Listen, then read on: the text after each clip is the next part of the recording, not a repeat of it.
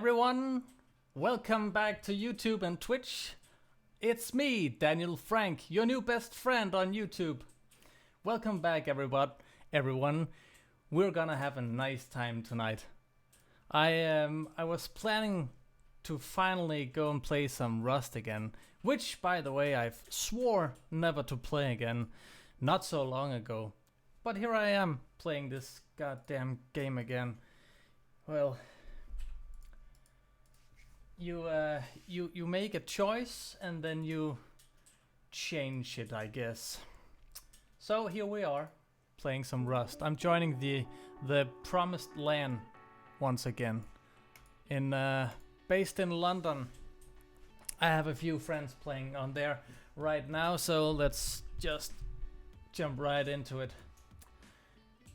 Is the sound okay? Am I on? The camera is turned on. Yes. Music not too loud. Can you hear me? Hello. We have in cursor viewing. Hello in cursor. Welcome back, buddy. Oi oi oi. Someone's excited. I am too. Good. Camera's all set up. 97 subscribers on YouTube. That's cool. We've gained a few since I really started. What's the status right now? It's 98. The subscriber goal is still not working, so keep hitting that subscribe button if you like. All right, here we are. Back at the shop. Oh, I forgot my new perfect motto. I wanted to create the perfect opener for tonight, but I forgot to do it. Damn it. All right. You know what? Let's do it again. Let's do it again because I've been preparing this for the whole 10 minutes. Here it is.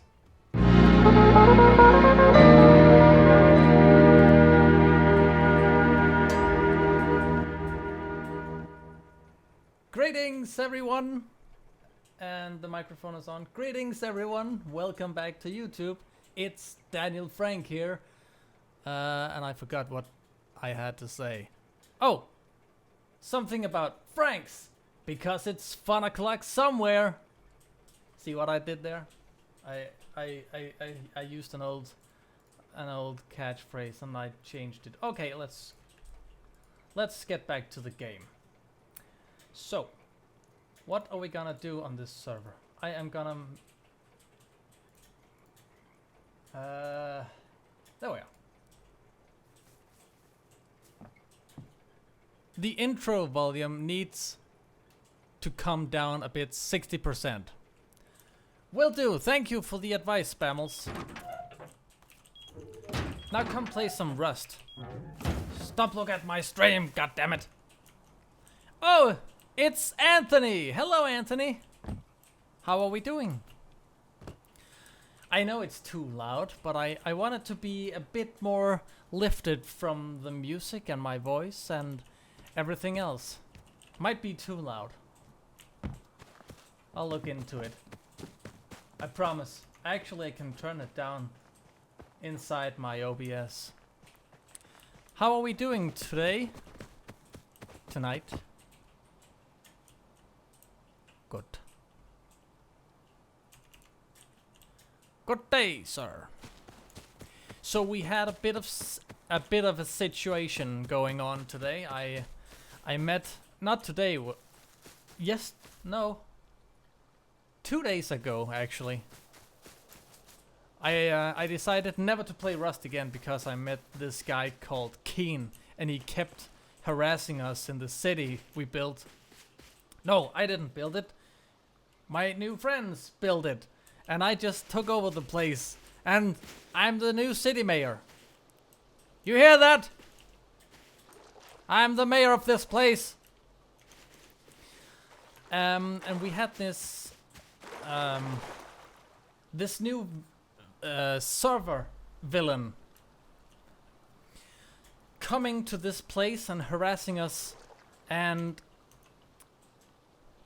PowerShell and I were playing 2 days ago, and we went for an airdrop. And Power got attacked by Keen. And I snuck up on Keen and killed him with a bow and arrow. And he got so salty about that because he had 21 explosives on his body. Which of course I didn't wanna give him that back, of course, because he would just use them to raid the entire city. So I decided to keep them and store them somewhere safe. And yes, the guy didn't like that very much, so we had to put up a fight. He came to the city, and I managed to store away the explosives. But when I was heading back to the shop here, I was attacked viciously by Keen. He was sitting here in this bush, waiting for me to come back and open the door. I think actually he was waiting for me to come out of the door, but he killed me, and I got scared. Like, I got scared as hell because I weren't expecting that. So he really wanted those explosives back. You can imagine, of course. But this guy he kept harassing us and were killing us wherever we came from. So we had to log off the server for a while. But things took a turn. I've been told that one of Keen's enemies were raided, and we got some stuff from those guys who no,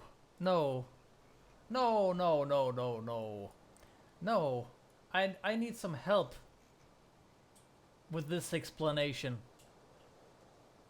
because I'm getting this all wrong. Someone got raided, and we got some loot. We didn't raid anybody, as far as I remember. But what exactly happened? Spammals, you do the honors. What exactly happened on this server while I was gone? Hey. Hold up, hang on. There we go. Right, your live stream is now muted. Hello, welcome, dear sir. Well, thank you very much, and welcome to you too. You're on the air. Okay, so basically, last night or the night before, Keen, the bully of the server, raided another chap called 26 Neighbors who was living with his friend Victor, and he took a lot of their stuff, and they were not best pleased about this. So we explained why they raided our shop as well, and we want to get our own back as well. So we had arranged to team up at some point, but they seemed too eager, and they raided Keen last night. Not only did they raid him, they griefed his base. They took his TC, they armored all of his walls and blocked up all of his doors. So if he wants to take back that tower he built, it's going to take a lot of explosives. So you can imagine how mad this guy is at the moment. Well, this is the thing. He's playing the big shot. He's being back online, and he claims he has a secondary base, and he was already expecting to be raided and had moved away a lot of the stuff. However, as he's been speaking during the day, he kind of has been letting on that he's a lot weaker than he's kind of making out. He was boasting having remade 4 C4s, which is likely because it isn't hard to get the sulfur these days. No, I mean, if he still have some of the sulfur he stole from the shop a few days ago, then he should be able to do it. And he had 21 explosives on his body the other day. Yeah. So you don't know how much left he has in his base. Well, no, we don't know how much talk he is giving. You know, like how he's trying to up talk himself when he actually got completely destroyed. No. But But however, we sure. have benefited from this because 26 Neighbors and Victor, they've gone off server for this month. They're done. They've got revenge and they're happy. So they gave us their base. It was hidden in a cave and it was really good. It's really big. Ooh. And it had a massive decoy section with like 30 doors just to troll someone. So we now have armored doors, rockets, big ass guns, lots of resources. So basically, what you're telling me is that we're gonna have a lot of fun at some point. Well, this highlights a problem because we are now the last active stronghold on the server, and Keen has already shown he will raid everybody. So right now we have an advantage because he's being weakened, but he is gathering steam once again. And when he's ready, he will most likely come for us. Yeah, because we're the everybody. Well, we are the last remaining thing on the server. Now, I have discovered a very small base at, well, I'll keep that location private for now, in case people are watching the live stream. But They are. Hundreds! They are. Hundreds of people. In case Keen watches the live stream. But I have discovered a small base I want to poke into. However, we have began fortifications of the tower. We have upgraded a lot of our doors to armored doors, the walls from stone to sheet metal. But we have a ways to go. That sounds fun. So what's the plan now? We need to gear up. Well, we have the gear. Well, now we need to get secure. So what? There's two things I want to happen. Well, number one, we need to learn blueprints really fast. I've already learned the blueprints for the armored doors and for the rocket launcher, but we still need to learn the explosives and the incendiary rockets. They're both 750 scraps apiece, so it's not easy. But I've been working on it. In addition to that, we need to continue fortifications of the building, and then thirdly, I'm building a hidden loot room somewhere so we can try to maybe take away some of the more precious pieces into a less obvious place. Right. Where are you just now? I am inside your base at the moment. It's our base, dear For sir. the big display. Oh, you can see the armored doors, Asina. I can. The code is the same code, just don't show it on the stream. Which I forgot. Can you can you type it? God in Steam damn it, or something Frank. like that? Just shout it. I wrote it on Steam. Thank you. So yeah, well, the doors, the frames have been upgraded, some of the walls have been upgraded. We have a little ways to go still. We do, but it's part of the fun. The turrets upstairs you need to authorize on again, so don't go upstairs just yet. Oh, I'm coming in. thanks for the reminder. I just saw you walk in front of those and I thought, oh god, what floor is he on? And poof, they're offline. You can come authorize on them. Cool. But I also have fun things for us to do because we have some lovely new guns and weapons, and we need ourselves an objective here on the live stream. Now, raiding isn't quite such a high priority until we know where Keen's real base is, or new base, or whatever base. So I want us to build a helicopter attack tower, and then we're going to destroy the helicopter. Ooh, that sounds fun. I've never done it before. Did that one not work? There you Yeah, because I'm a silly one. go. Need to Go. bloop, bloop. Continue torch off now. You're not my mom. There you go. But wait, no, come back. Come in here. Yes. Look at the bottom left, I think it is. Ooh. I mean, well, all four of these boxes are everything we got from our friends. Really? Yeah. I had to build more boxes because this was an empty locker. Man. But there's one gun in Such particular. beauty. I've taken it out. Hang on the carpet here. This is the gun from the helicopter. It's the M249.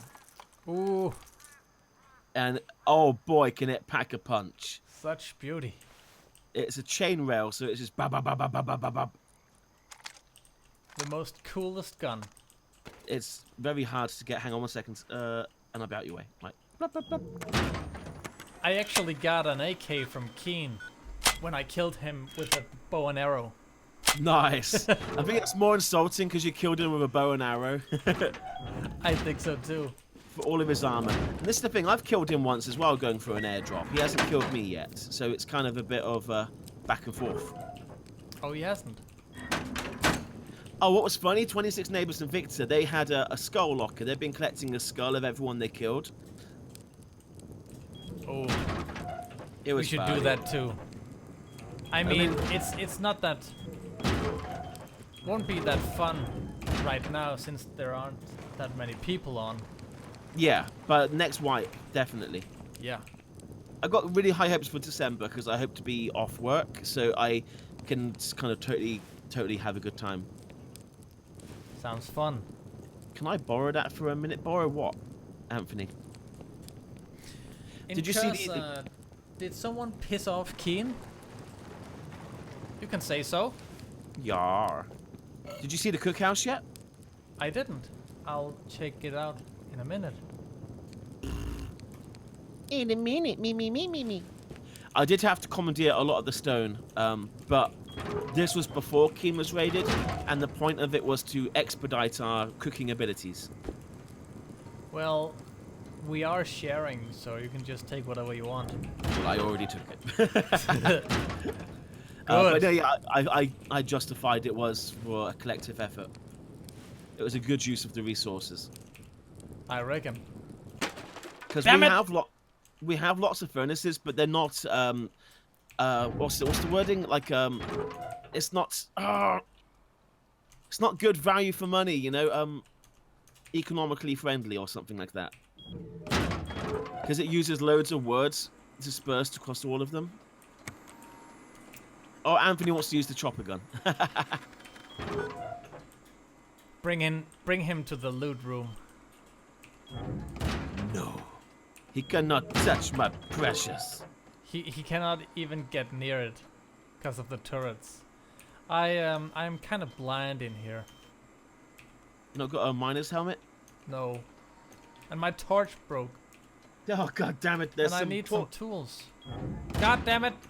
There's a toolbox in Oh there. yeah, it's right. It was to the right of the close know. box. No, maybe it wasn't. I'm- Oh, it's in there. Help! Help! Okay, I'm coming back. Help me! I'm coming. I'm by the arena. I can't see nothing. Seriously, the miner's helmet is a godsend. Oh, the sun's just about to rise, I think. So you should start to see shadows emerge. Okay, good. But I'm still coming. So there are things I want to do. I want to pick down a lot of these doors with the walls and put in garage doors or even more armored doors. There you There are. we are. Thanks. I'll just I mean, take this torch. maybe even pick up the TC so you can get TC access. Did you find it? Yeah, I know where it is. I mean, inside here or his base? Oh no, RTC, so you can turn the lights off and on. Oh, such privileges. Anthony, that wasn't me building ladders into your shack. That would be probably Keen. Okay. Right, come look at stuff. Come look at stuff. And also, if we can get you on TC, we can turn the shotgun traps back on because they're all turned off. So this is our brand new fabulous cookhouse. Same code? Yep, I believe so. Ow! Oh. Okay, I'll hang on. I'll fix that. You tricked me. Hang on. There you go. What? Same again. And then you're in. Yay! So we've got 2 large furnaces for lots Whoa. and lots of production. I'll set the code on this. Boop, boop, boop, boop, boop, boop. And boop. So you got like a mini little storage room up above. If you kind of, well, I mean, it's only got shelving in there just now, but I guess it's kind of like if you want to keep some ore on. Oh, sorry, some ore on location and stuff like that. Yeah. Or perhaps some sulfur. No, Yeah. not sulfur. Charcoal. Anthony, anyone can build ladders, not just with privilege. Damn it. Hang on, it's coming up. Incurs asks, how's everyone this day? I'm fine, mate. How are you? How are you, Spammals? How are I'm you doing amazing. today? Although I need to go to work really soon. These codes have been done. Thanks. Yeah, Anthony. Yeah, part of the raiding twig update, so you can do a twig foundation, a twig floor, and you can do ladders without cabinet access. The cabinet is in the cookhouse. Oh yeah. Oh, I haven't done the hatches. There's roof access. Hang on. Let's try and get this.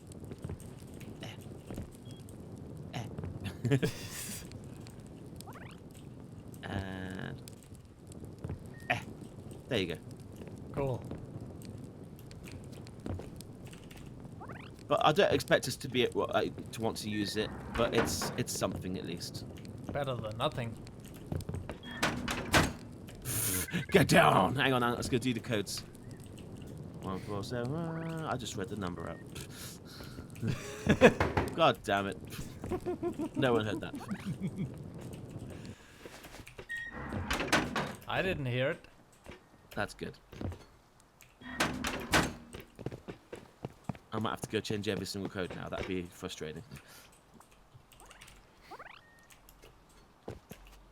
Okay, but yeah, so there's the cookhouse. There's nothing of value. There's nothing of value really inside, but when it's underway, obviously it sends massive smoke signals out the top, so it might become a target. It's like a big lighthouse. Yeah, pretty much. And we can't be sure where Keen is and if he's watching us right now. I need food. Go Damn to it. either the Boardwalk Emporium or to the supermarket. I will... Supermarket. Yeah, that's where food lives.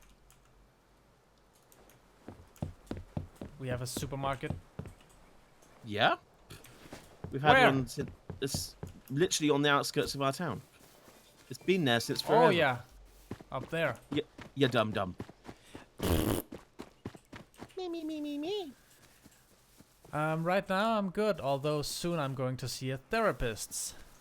Oh, really? Says in cursor. Uh-oh. My brain's a bit off. Well, I know the feeling. Having a brain off is the new norm. Anyone whose brain is not off is not normal. Does anything seem weird about this bridge to you, by the way? Does it seem weird? Yeah. I feel like that this is a trick question. Oh, just tell me, does anything seem off or odd about it? No, not really. What if I told you it was a secret something? Look at this. Oh, you didn't. Oh, get in here.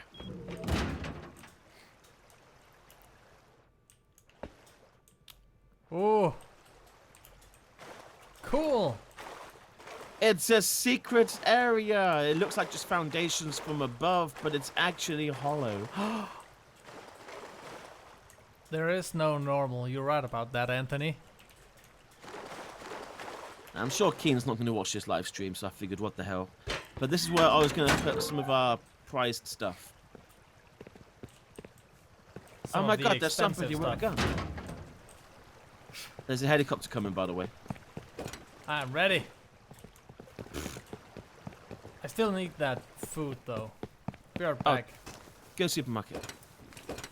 I'm worried about the helicopter. It's caught me so many times recently. Like when I was running, like when I went to the 26 neighbor's house to pick up the loot, and I was running home, I was like just on the outskirts of the village, and a helicopter came, and I have all these massive guns on me. I'm like, ah! And it killed me. And I F1, I ran back as fast as I could. Like, damn it! No, no, no! I will not lose you. But you didn't. I didn't.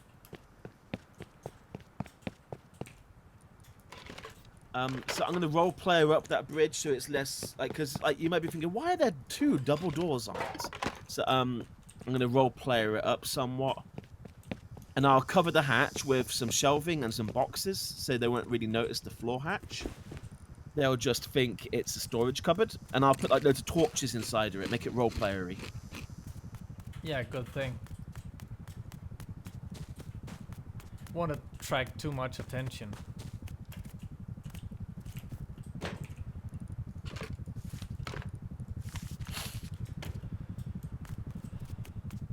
You want to fight that chopper now? No, we're not ready for it. We need a raid tower. Yeah. It takes around 200 bullets to take it down. 200? Yeah, so not in this live stream because we need loads of resources, so we need to get secure. But in the next live stream, we can start to build a raid tower and climax the live stream with an attack on the helicopter. Hell yeah. Oh god, it's firing at someone. Is that you, Anthony? Don't run into your house, it will blow it up. Don't hide around anyone else's house, it will blow it up. Just kill yourself. Hide inside Keen's base, please. Okay, it's leaving, I believe.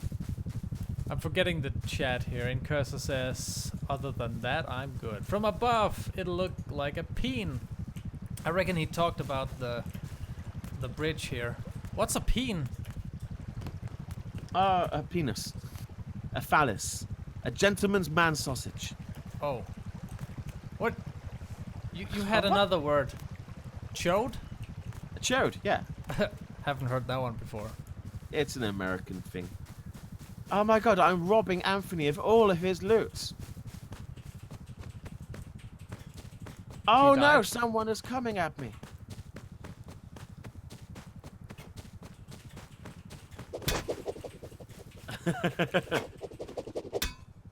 Blip, blip, blip.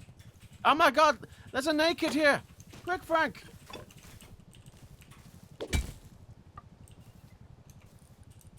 It's looking just like the dead body.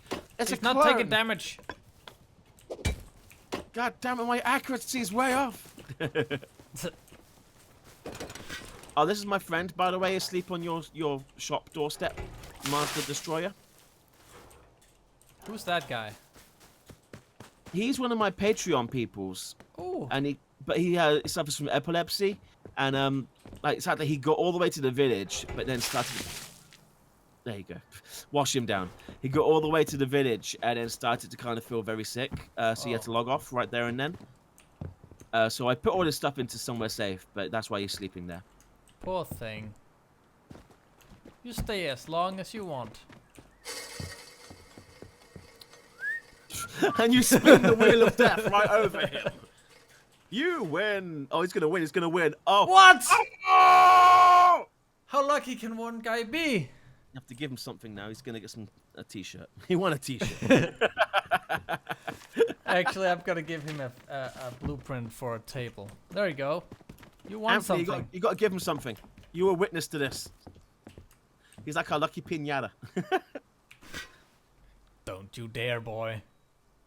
Don't you cheat dare. on him. But if you want to donate your gears, we have a gear donation drive going on because we need a lot of them. Gears? Yeah, the gear cogs. I've already taken yours. Okay, good. You need them for the armored doors. Yeah. And basically, I want to replace every single double door with a double armored door. They're too expensive for the armored doors. You need 5 gears per door. Damn. So I used all of our resources, like all of our gears. Alright. Well, should I go look for some more? Well, I mean, just go about your business as normal, but as you pick them up, don't scrap them. Good. You wanna join in, Anthony? We need some gears. Scraps and such. Scraps.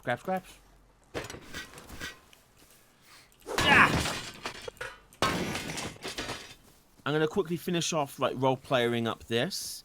I'm going to leave it empty for a while to see if anyone tries raiding into it.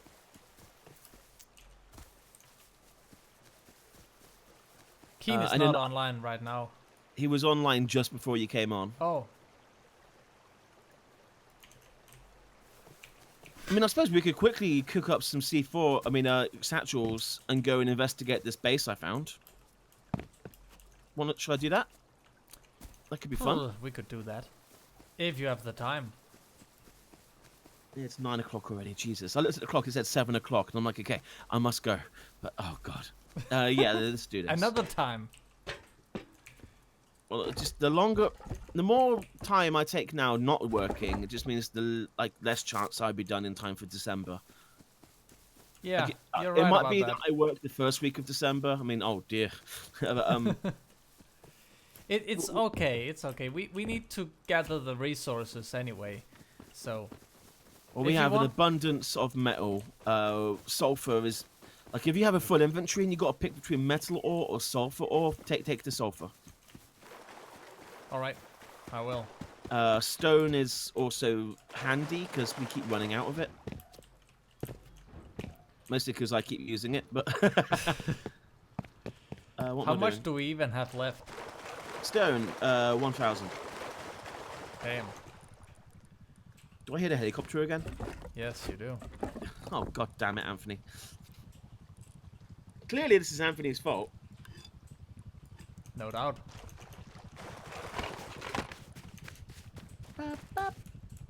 Who else could it be? Oh, I just found 20. Oh, you've been hiding. Oh. I made an effort not to look into your boxes out of respect, but I just went in there by accident thinking it was on the other floor. You got 25 beer cogs in here. Yeah. I thought you found them. Yeah, of course. No, I went into your shop. I just quickly checked your trash box by your door. Oh, in the shop? Yeah, you had 3 in the trash box. Oh, yeah, take it. I leave them there for now, but we shall do that momentarily. Good. Better take them now before Keen gets them later. Well, that's the mentality why I've been online all day getting this done. It was supposed to be a quick little jaunt, and it's been quite long. But I really want to blueprint what we have, so that next wipe we're in a much better position. And what I fear is we'll log off, come back on, and it'll be all taken from us. Yep. And having the rockets, great, but unless we can make rockets, it's worthless. And we need to research the explosives to go with the rockets, because you need both parts. So we're looking at 1,500 scrap until we have the essentials for the rocket launcher. Damn. I got about 100 scrap left over upstairs. Because I've already spent around 1,500 learning the rocket and learning the double armored doors, which is super duper important. Okay, I'll just grab as many scraps that I can. Yeah, don't be discarding your scraps. And Anthony and Kirsty, if you want to donate any scraps to the scrap drive, it will benefit the next wipe. Like right now, we're kind of playing as a collective, I feel. Yeah, you could say so. In Cursor, you need to repair your base. I've been opening and closing your door for you to stop it resetting the decay, but it's falling apart quite a lot. Cursor says that his rust aren't updating. It just stopped. And have you tried restarting the game?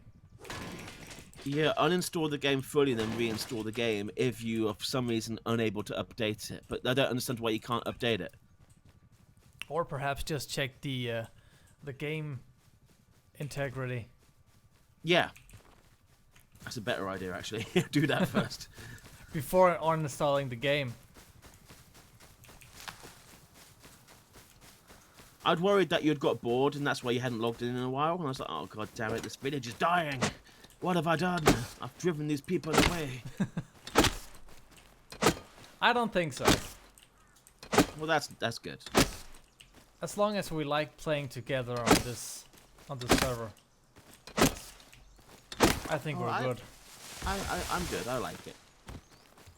Sure, I was grumpy when it was offline, but that's because I only wanted to play on it. Yeah, but that's how it is. If we get to a higher populated server, we cannot even get started. Well, like we found on that UK small. Yeah. There's 5 Russians outside with AKs pointing at our wooden base. Like, oh my god. The second the second we arrived, Yeah.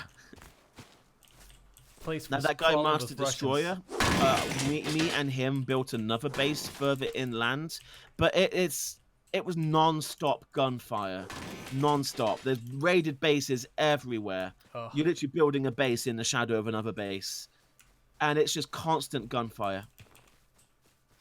Yeah, And I that's hated not that. fun. That's not fun. That is 100% a PvP server. It's still taking me like 40 minutes just to log in. Yeah, Rust does have a long login process, but once you get in game, it's got the assets loaded, so it's quite a smooth experience in game afterwards.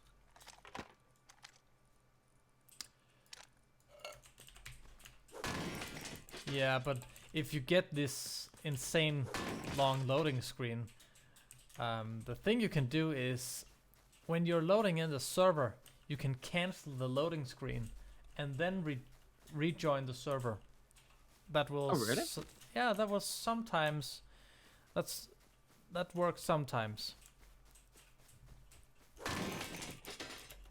A lot of people had that issue a while ago, and that seemed to solve the issue.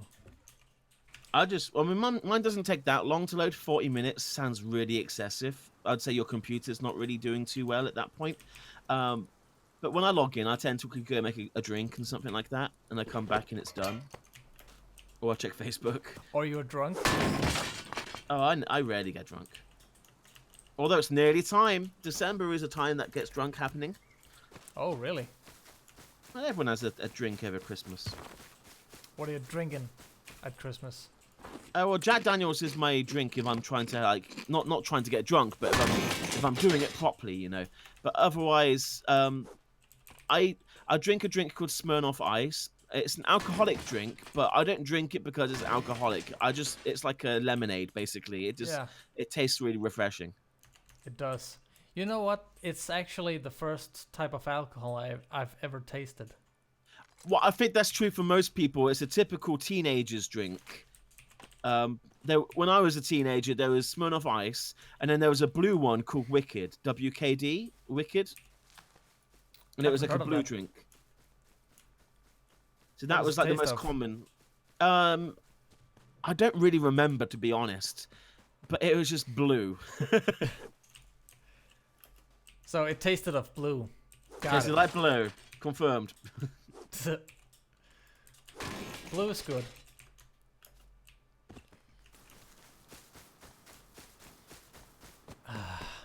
Right, I'm no longer starving.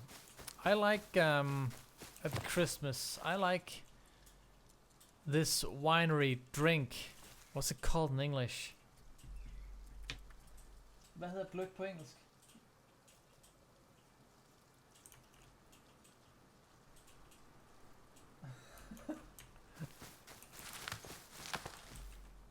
My translator seems to have died on me. Hang on. Well, what's it natively called? In Danish we say gløgg. Gløgg. It's roughly translated mullet wine. A malt wine. Ah, a malt wine. You know, with raisins and nuts. Yaha. I'm not a wine person myself. I'm very weird. Like, my whole family loves wine. We've got loads of wine in the house. And I just don't like wine. I don't know why. It just kind of goes straight through me. Not even red or white? I can tolerate it, but I'm not enjoying it. Okay. It's like when I was invited to London to the Titanic 2 gala dinner at the Natural History Museum. And there was just, you had a wine glass. And then there was this busboys constantly filling you up. Like, they wouldn't speak to you and ask you. They'd just walk up to your table and just top up your glass constantly. And I think we was drinking white wine. I can't remember. But It was. I couldn't tell them no. No, because you're too polite. Yeah. Yeah. It was a magical evening. I was literally having a recreated Titanic first class dinner while sat under the butthole of a dinosaur. They had a. That doesn't make sense. Well, it's a natural history museum, and the centerpiece of their main hall was a ginormous dinosaur skeleton. Oh. The type that would eat branches from the top of trees with a really long neck. I see. Anyway, so I was sat. My table was literally placed right alongside its butt. Must have been fun. It was terribly fun. I mean, the project has been cancelled. Guys being done for fraud, but whatever that aside, I had a fantastic evening. Do you drink it warm? Yes. What? Ew, that's gotta be chilled. Malt wine? What did you call it? You get malt. I called it malts, but Anthony suggested mold. Mold wine.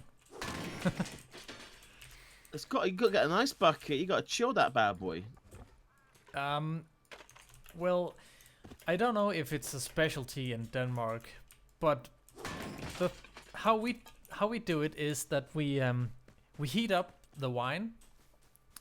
And I think it's a special blend of wine, and we put raisins and hazelnuts, chopped hazelnuts, or any kind of nuts inside the wine, and stir it up, and then you serve it. Drink it while it's hot, like hot chocolate. Okay. Well, that definitely sounds like a festive drink. It is, and I can never say no to a glass of mulled wine. Never. But when you're out shopping and you're driving home, it's a bad thing that you can't say no to mulled wine, because there is a lot of alcohol in it.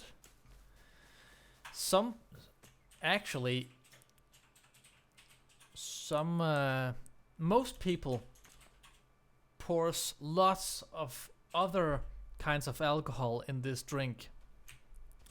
So it's not only red wine. It can be rum is the most common, I think. Mm-hmm. And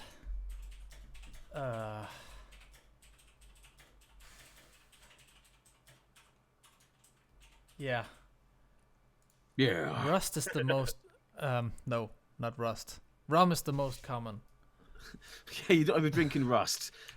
You're gonna have a bad time if you do that. Yes. I'm trying to avoid it. I don't know what else you put in it. There's lots of recipes on the internet if you want to look them up. I'm not a massive drinker. I'm not against drinking. I just don't do it very often. And because of that, like, I'm not really that adventurous with drinks, because I kind of know what I like. So I just kind of, when I do decide to have a drink, I just kind of go with my favorites. Yeah, you don't drink just because you have to. Oh yeah, I mean, I don't have peer pressure. I'm happy to be having a Coke surrounded by people drinking beer or lager or whatever. That I don't feel embarrassed or shamed. I'm in control of my actions. No, you shouldn't. Exactly, it's okay not to drink. I've actually had my first beer the other day, in the whole year. Oh really? I never drink. So I went out and bought a second one, which I enjoyed for my dinner last night. I last drank during Comic-Con in London, and that's because it's quite a special occasion. Hanging out with the boys, made some new friends, so we all went to the bar afterwards, and I had a good time then. But prior to that, I don't think I drank since Christmas last year. Oh, really? Yeah, I mean, that's kind of how long and how infrequently I have a drink. Yeah, that says a lot. Well, it's expensive. Who can afford to drink like that every night, right? Yeah. Well, the people who study can't. But they're doing it anyway. Don't know how. I don't know how they do it.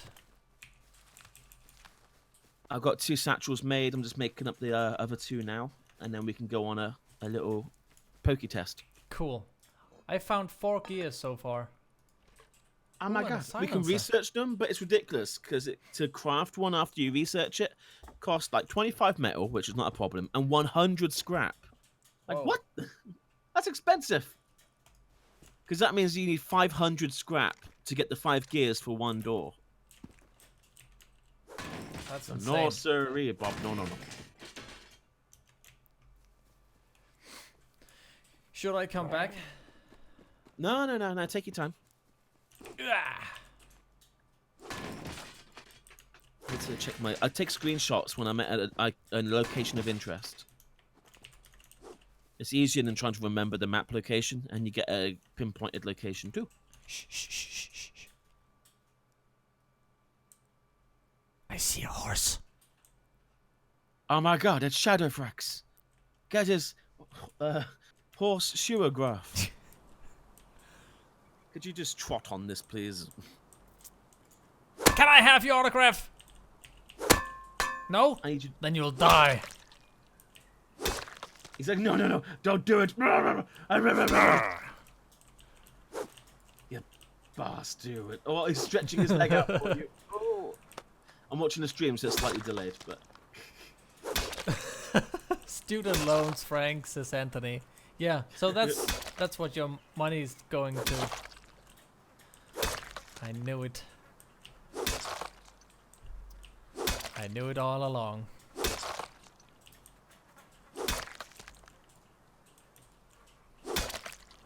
Come on.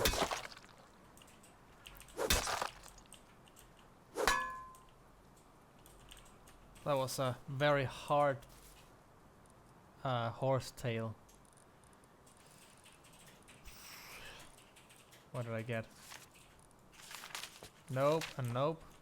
And Nope. yes. Do we need any meat? Yeah. Let's have it anyway. Blueprint.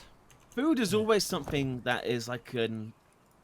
Well, like we have a supermarket and you get some chocolate bars, but we're always like on the edge of being starved at all times. Yeah. Magic. Magic!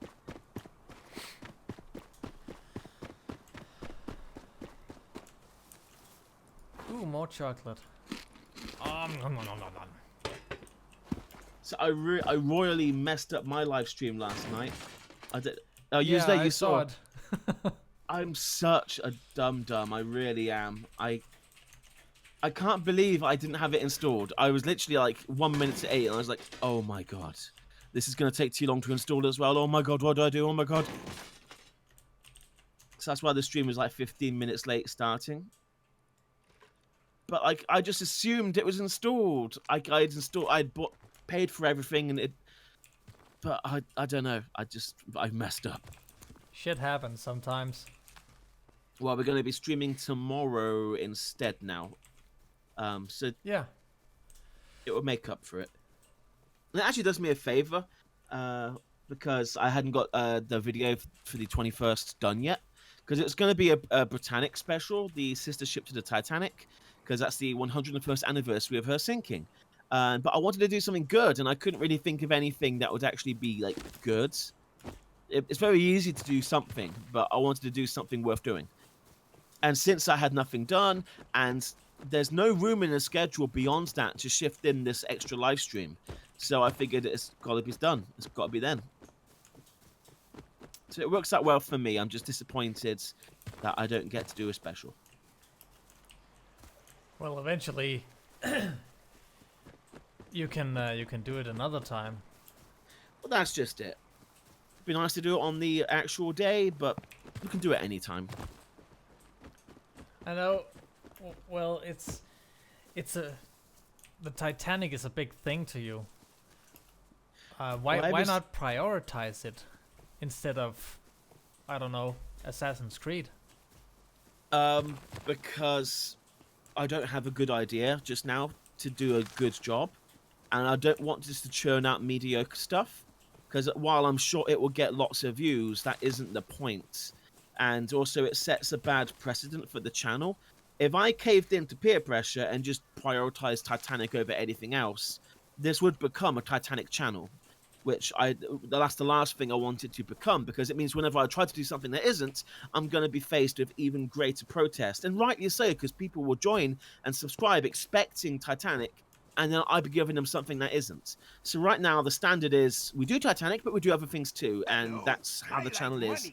And I like to think people subscribing understand that. Although lots of the kids continue to, in every single comment, it's like on Call of Duty, for example, they're like, do more Titanic! Exclamation mark. And I'm like, no. There's other things to do. Yeah. PowerShell just donated 30 crowns. Thank you, buddy. Oh my god, thanks, buddy. You're so kind. He says that he's watching me. That's normally a creepy thing to say, but today that's a good thing to say. I said thank you again. Thank you very much. I'm going to be dumb here, but of course I'm a foreigner. I'm a dirty foreigner. Is 30 crowns good? Is that... Let me check. Chocolate I'm bar very or... bad at currency.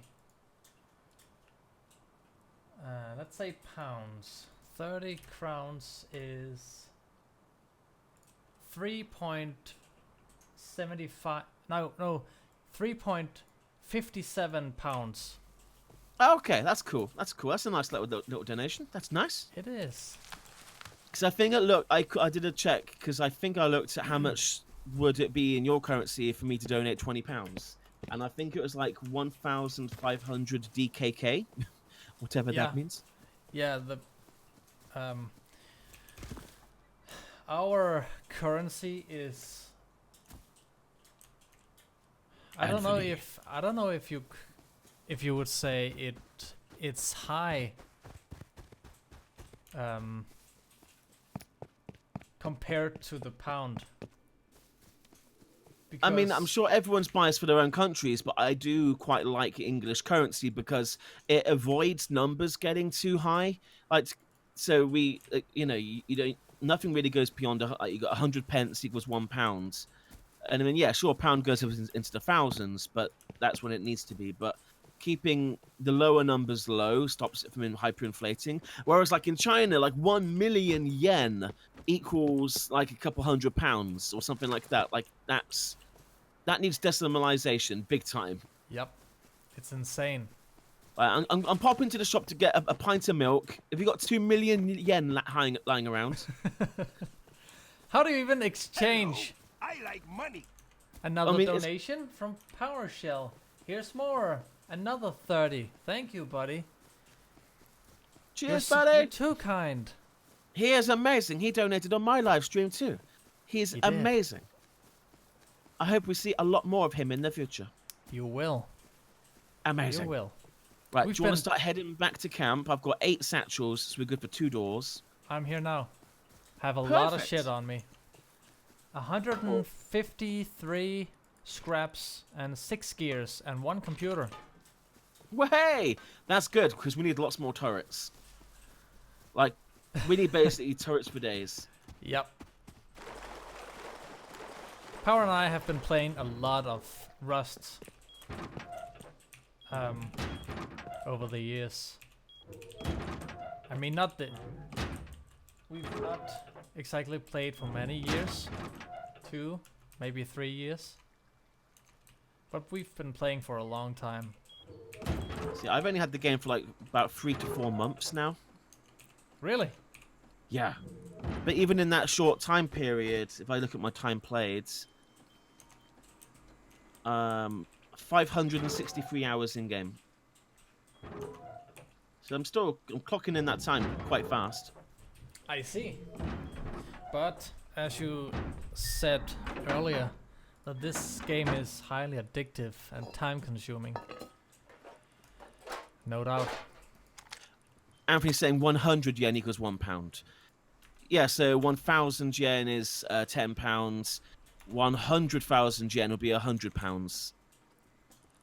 It's still insane. Yeah, that still escalates quite quickly. Might have been the 1 million thing. Might have been rupees. I got confused with in India. I don't remember, but the point remains the same. Like when you start getting numbers that large with such low spending power, just slap a decimal point in there and bring everything down a couple notches.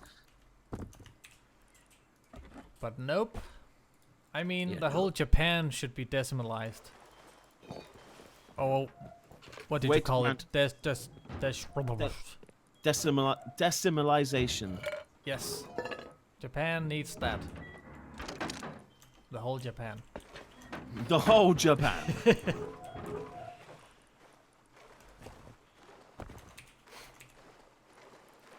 Oh, that. Oh. Okay. Are we gonna take a gun with us? I can take the AK from. With the AK I got from Keen's. I'll bring my AK as well. We've got plenty of ammo for it now. I mean, I'm gonna take 2 clips worth. 1 in the gun, 1 in the bag. I'm not expecting loot, but that's not the point. I just want to have some fun blowing something up. Where do you want the scrap and the gears? I mean, just throw it in a box that's secure for now, and then we can tidy it up a little bit after. Oh, I found the box for gears. I think I threw like 20, 30 gears in the scrap box. Yeah, I found it. But yeah, we will continue putting the armored doors up. I will go around the foundations of the base, and I'll turn them to metal as well. Just stopping foundation wiping us. I'm going to throw the barricades up on the rooftops so that he can't climb onto the roof. Good. Like, I mean, we're going to literally... Right now, this has been quite a role-player-esque fort. While it did offer security on the low-end scale, but against a proper fight, it needs more security. Like, here's a secret. It's not actually honeycombed. It is designed for honeycomb, but to save resources, I never expected to actually be under attack. I didn't honeycomb it. So there's big cavities inside those walls. Oh. Yeah, nothing we can do about it now. No. But the inner wall is sheet metal, the outer wall is stone, so it has 2 layers. Anthony, are you going to come with us? Did you have some ammo? Oh, okay. I was gonna donate more, lol. No need to, Power. Okay, No there's 1 need. clip You're worth. too kind. So we've got Thank 1 you. clip each then. I'm sure that'll do. You take some explosives as well. Hold up, hold up. There's 4 satchels. Thank you. I got some wood for building. If you want to donate, you can use the Streamlabs link in the video description. Do you have Super Chat enabled? I don't. I need 1,000 subscribers on YouTube before I can activate that. And if you don't want to donate, please give me your subscription. Because then I can reach my goal. That is to hit the 1,000 subscriber mark on YouTube. And that way I can activate Super Chat. Well, it's no bad thing not having Super Chat turned on, because YouTube, obviously, they take their share of that, which I don't think is good, because what have they done to get that share? Whereas with Streamlabs, you get the whole thing. So, it's nice. Hang on 1 second. Anthony, we're going to go raid a building. Do you want to come with us?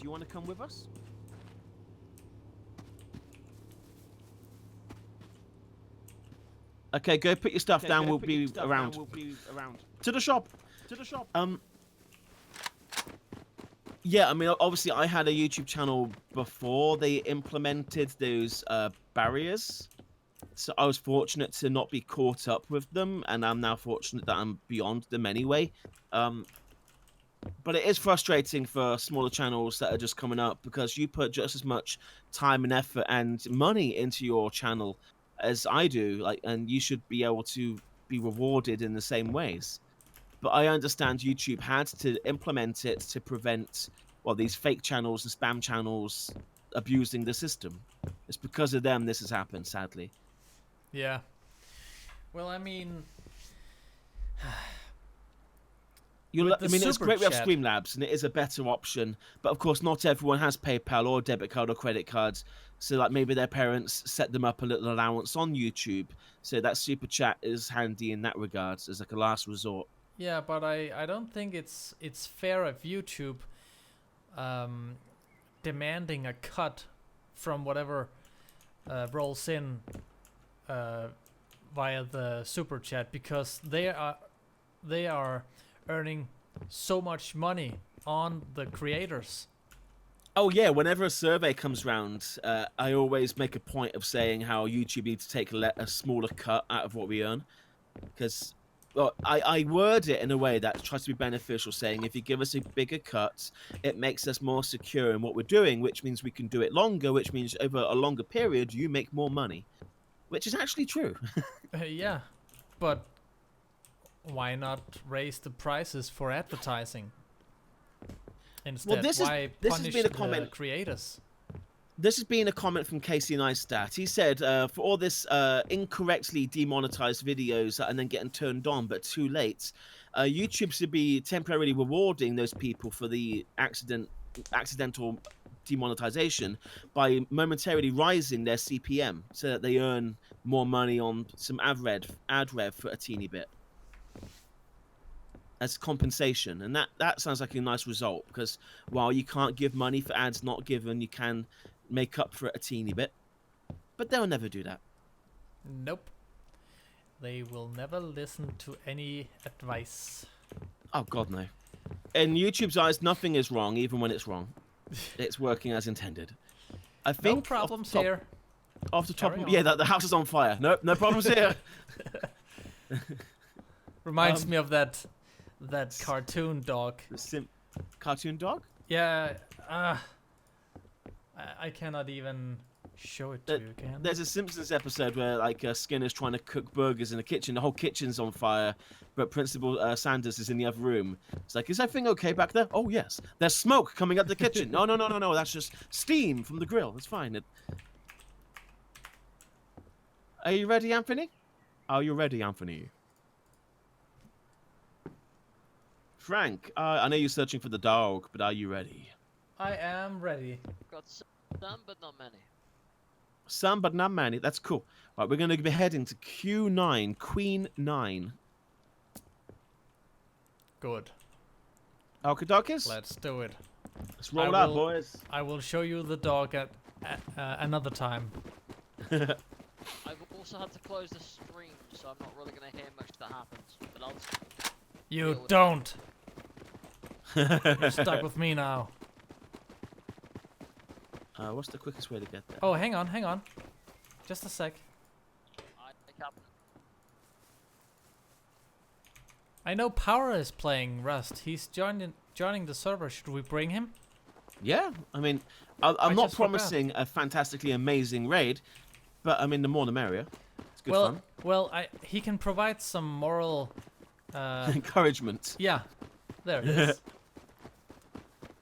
But I think right now YouTube, the split on ad rev is like 70-30%. They take 30% and you get 70, I think.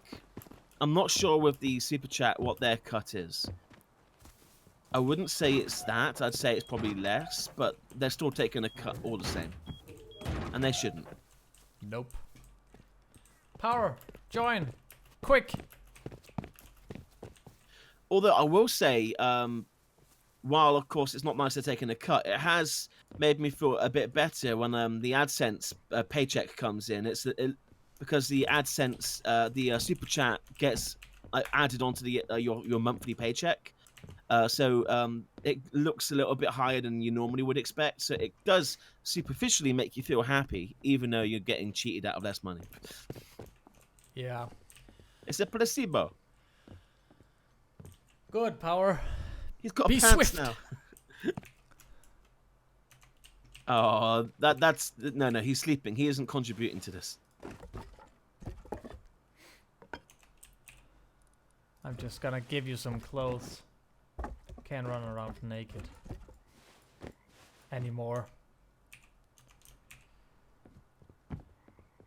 I shall be swift. I have a bad habit of like flashing people with my torch. Like I don't even realize I'm doing it, and I did it to him when he was online, and I was like, "Oh fuck, he has epilepsy! Stop that! Fuck!" I only did it like twice, so I'm sure it wasn't frequent enough to trigger an epilepsy. But then when he said he was feeling sick afterwards, no, I didn't start it, but it was like a really bad time It to didn't do it help. for sure. Yeah. Poor guy.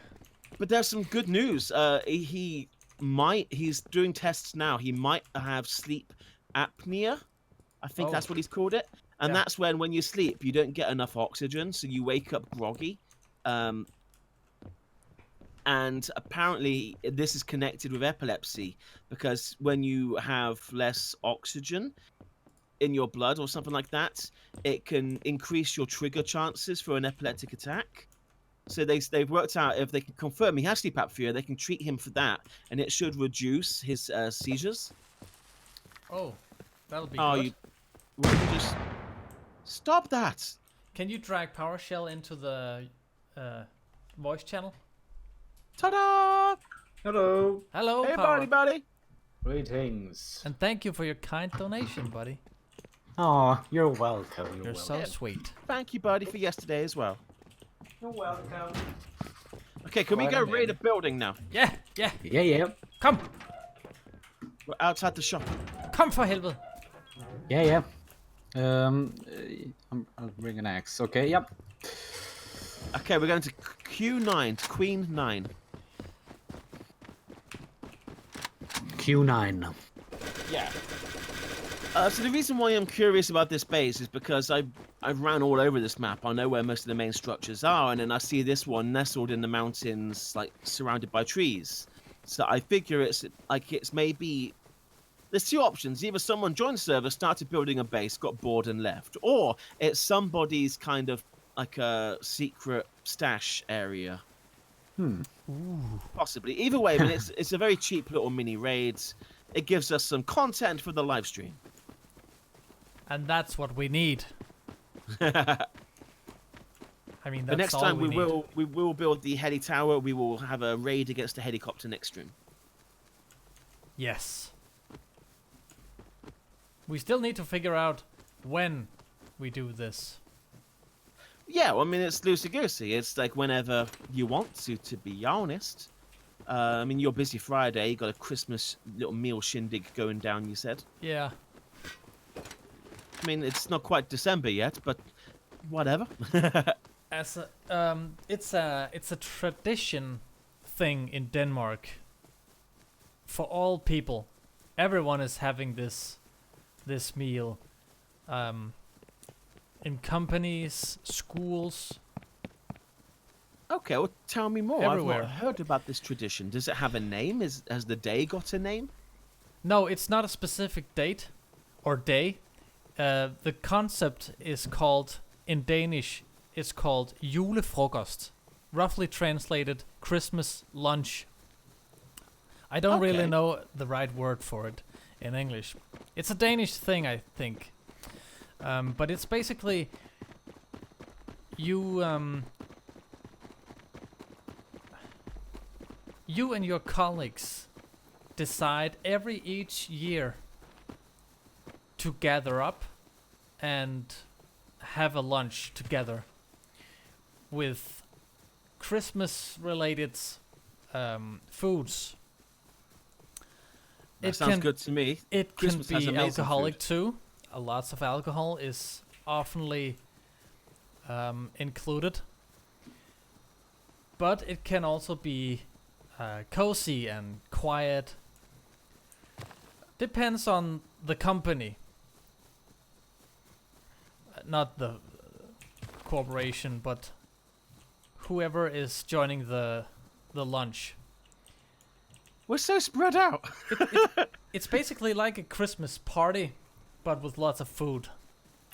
Hey, that sounds good to me. Christmas time has some of the best food. Yeah. We have pigs in blankets, which is my favorite bit of Christmas tucker. I've never heard of that. It's a sausage wrapped in bacon. Oh, Yeah, so that's called a pig in a blanket. The bacon's the blanket, the sausage is the pig. you want to know the Danish word for that? Hit me. Pølse i svøb. A pose swirp. I love me some pose swirp. Okay, so do you see what I mean? This base is nestled in this rock face between trees. It's not easily visible unless you... But I literally ran into it by accident. Now, the foundation's decaying. So it has been here... Well, that wipe... Well, I mean, that downtime on the server would have done that. That's like what our bases were like when we came back on. So this is maybe 3 days old. I reckon there's at least one airlock. Well, that's why I made 2 satchels. Okay, so I'm gonna... Is it cool? Are you concurring we should investigate? Yes. I concur. Let's concur. I mean, this foundation is super weak, but I'm pretty sure the door won't come off with the foundation. It's at 43 HP.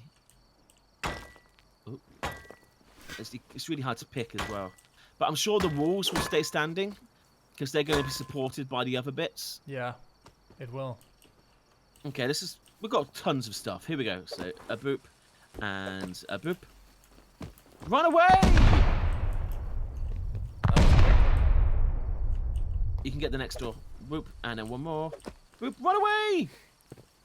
Get away! One more. Damn it, it's a dud. Oh. Oh, damn it, I picked it up. Run away!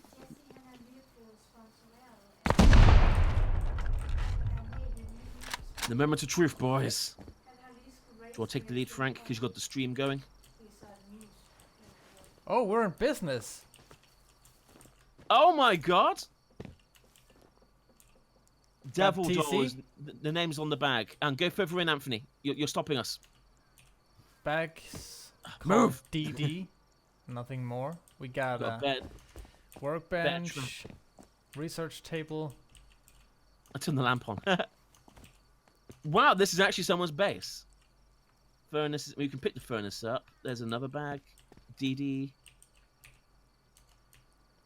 No scraps? Any scraps? I got a bat trap. Worth it. Bah. Devil Well, doll. I mean, there's no way warranted the 4 explosives, but hey, we found a little base. That's kind of cool. Oh, you know what? What? Can you shed a light out here? Coming. Where are you? Right beside the base. I'm gonna craft myself a hammer, and I'm gonna pick up. Well, the there's a stuff hammer in inside. there. Oh, there is. There's a hammer in the box, I think. Oh, never mind. Now I have 2 hammers. Yeah, you can pick up the research bench as well. Actually, we need some boxes for the loot rooms. Oh, you can't pick up the workbenches. No, sadly not. Damn it. Well. There we go. Well, thank you for coming, guys. I'm sorry it wasn't terribly exciting. I didn't mean to oversell it. We did a thing. That's the most important to remember. Go team! Oh well, I found it interesting because it was hidden away, and I was like, "What is this?" Do you And guys we go? found out. Do you want to go see Keen's base? Have you seen what happened to it? Yes. You have seen it, or you want to go see it? Oh, I wanna go see it. Let's go haven't see I it. want to see it. This way, boys. Yeah, it could have been something big, indeed, Anthony. I'm glad there wasn't an airlock, because losing 4 satchels is one thing, but to lose 8 would have been really upsetting.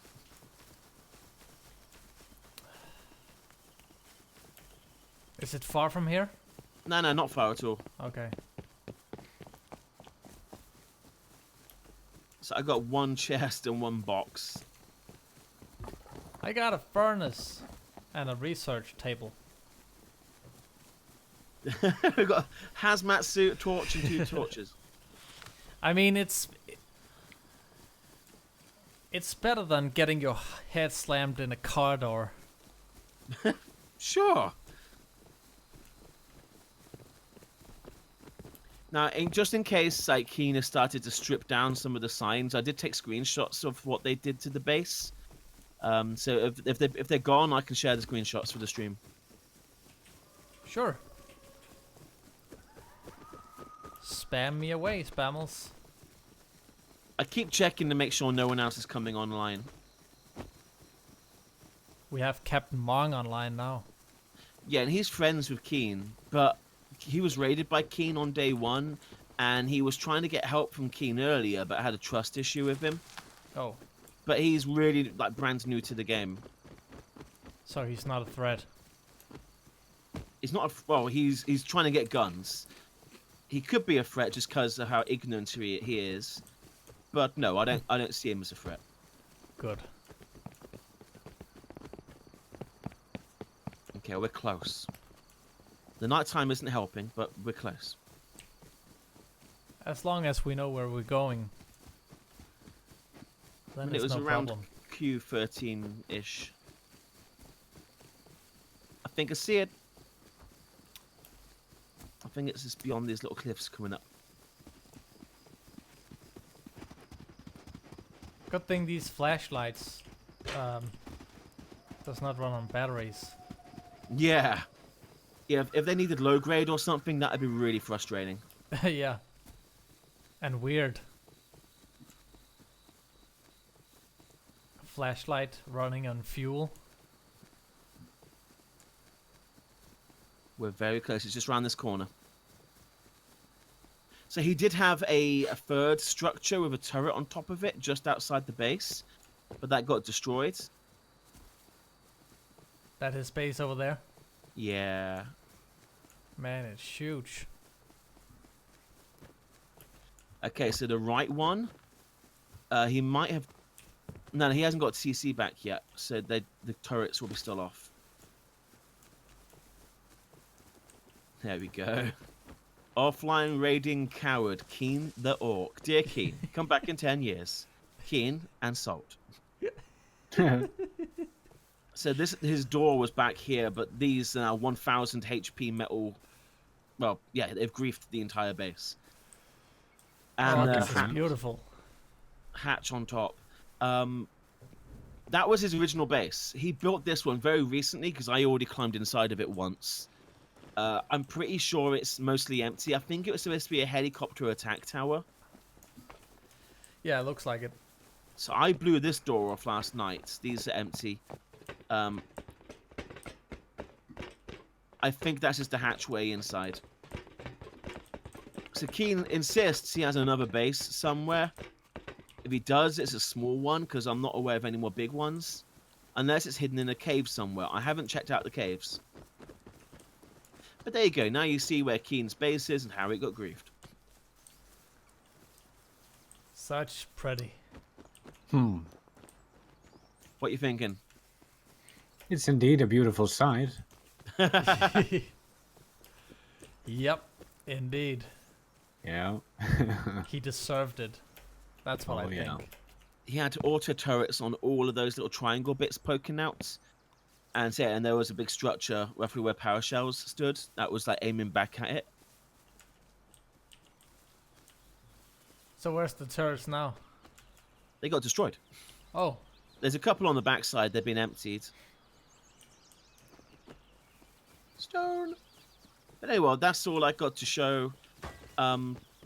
No idea where his other base is. Now, we did pick up a sniper rifle or two from our friend's 26 neighbor. So I did theorize about finding Keen and then just like stalking him from a distance until he goes home. Using the scope. yeah, you could do that.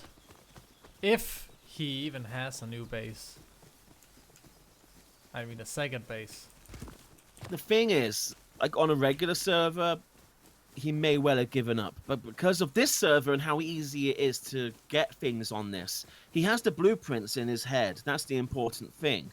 It wouldn't really take long for him to quickly get a small base re-established, get some furnaces cooking sulfur, and then he could be back in power within a couple of days. Maybe a day even, depending on how much time he put into it. Yeah. Is Metal, he metal, playing metal. alone? Yeah, he is.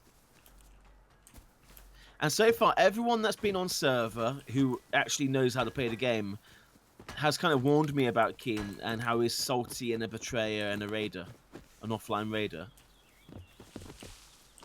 Yeah, that he is.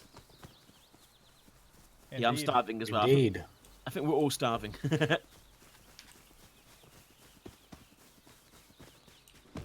Homebound.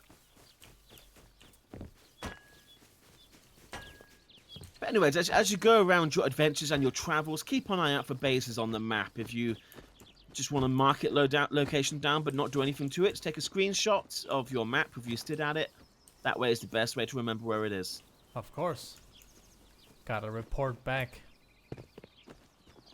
It might be a case of like this weekend or whenever, we just have a big survey party where we just start on one side of the map as a group and we just, head home, but checking every sector out along the way.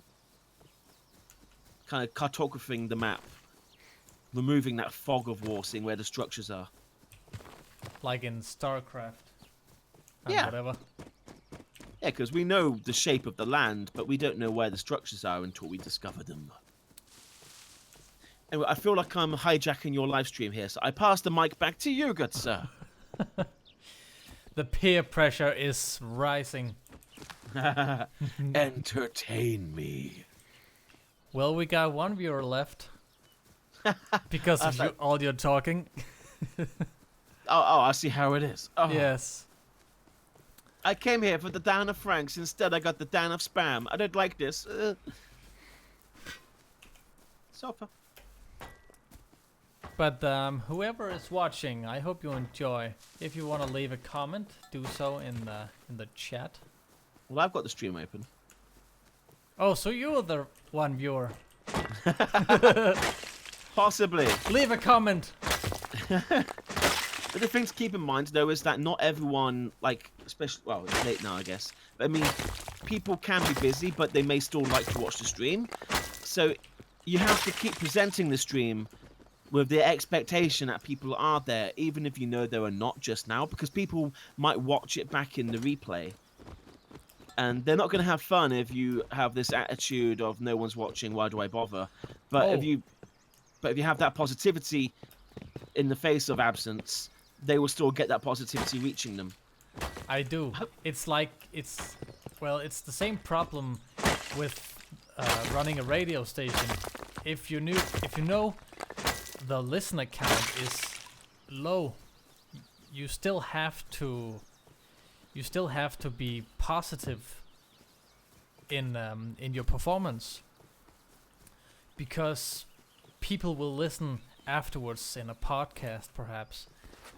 It's the same thing with the YouTube video, so that doesn't really get to me like it would with most people. Most people would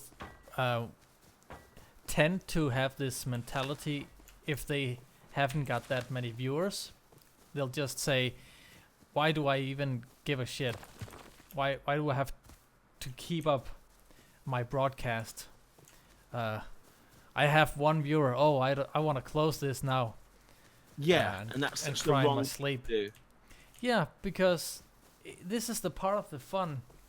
People who are watching, people who are liking the stream and the videos and the content you provide, they will enjoy watching every time. But if I just sit here and I don't have that many viewers and complain about it, it will affect the viewers. Yeah, they'll come, will- they'll see that, and they'll leave straight away. Yeah.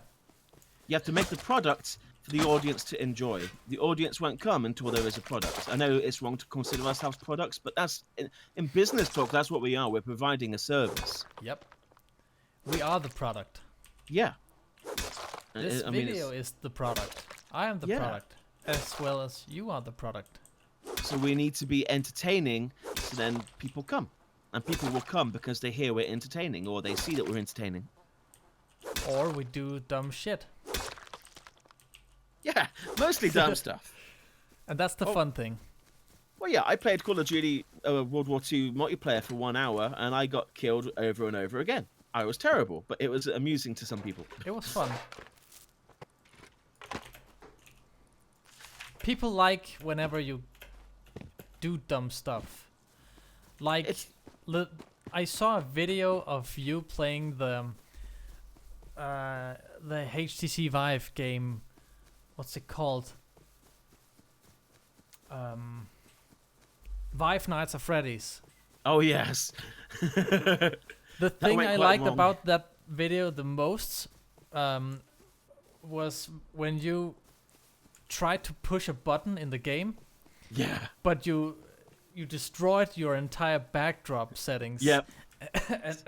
and pushed So my the room camera wasn't big and enough for this game, and the Five Nights at Freddy's monster comes at the doorway. I need to shut the doorway immediately, or I'm going to die. But the button was beyond my play space, so I literally punched my background trying to punch this button. The background falls backwards and then brings the tripod down it's attached to, and it's like crash, crash, crash. Ah!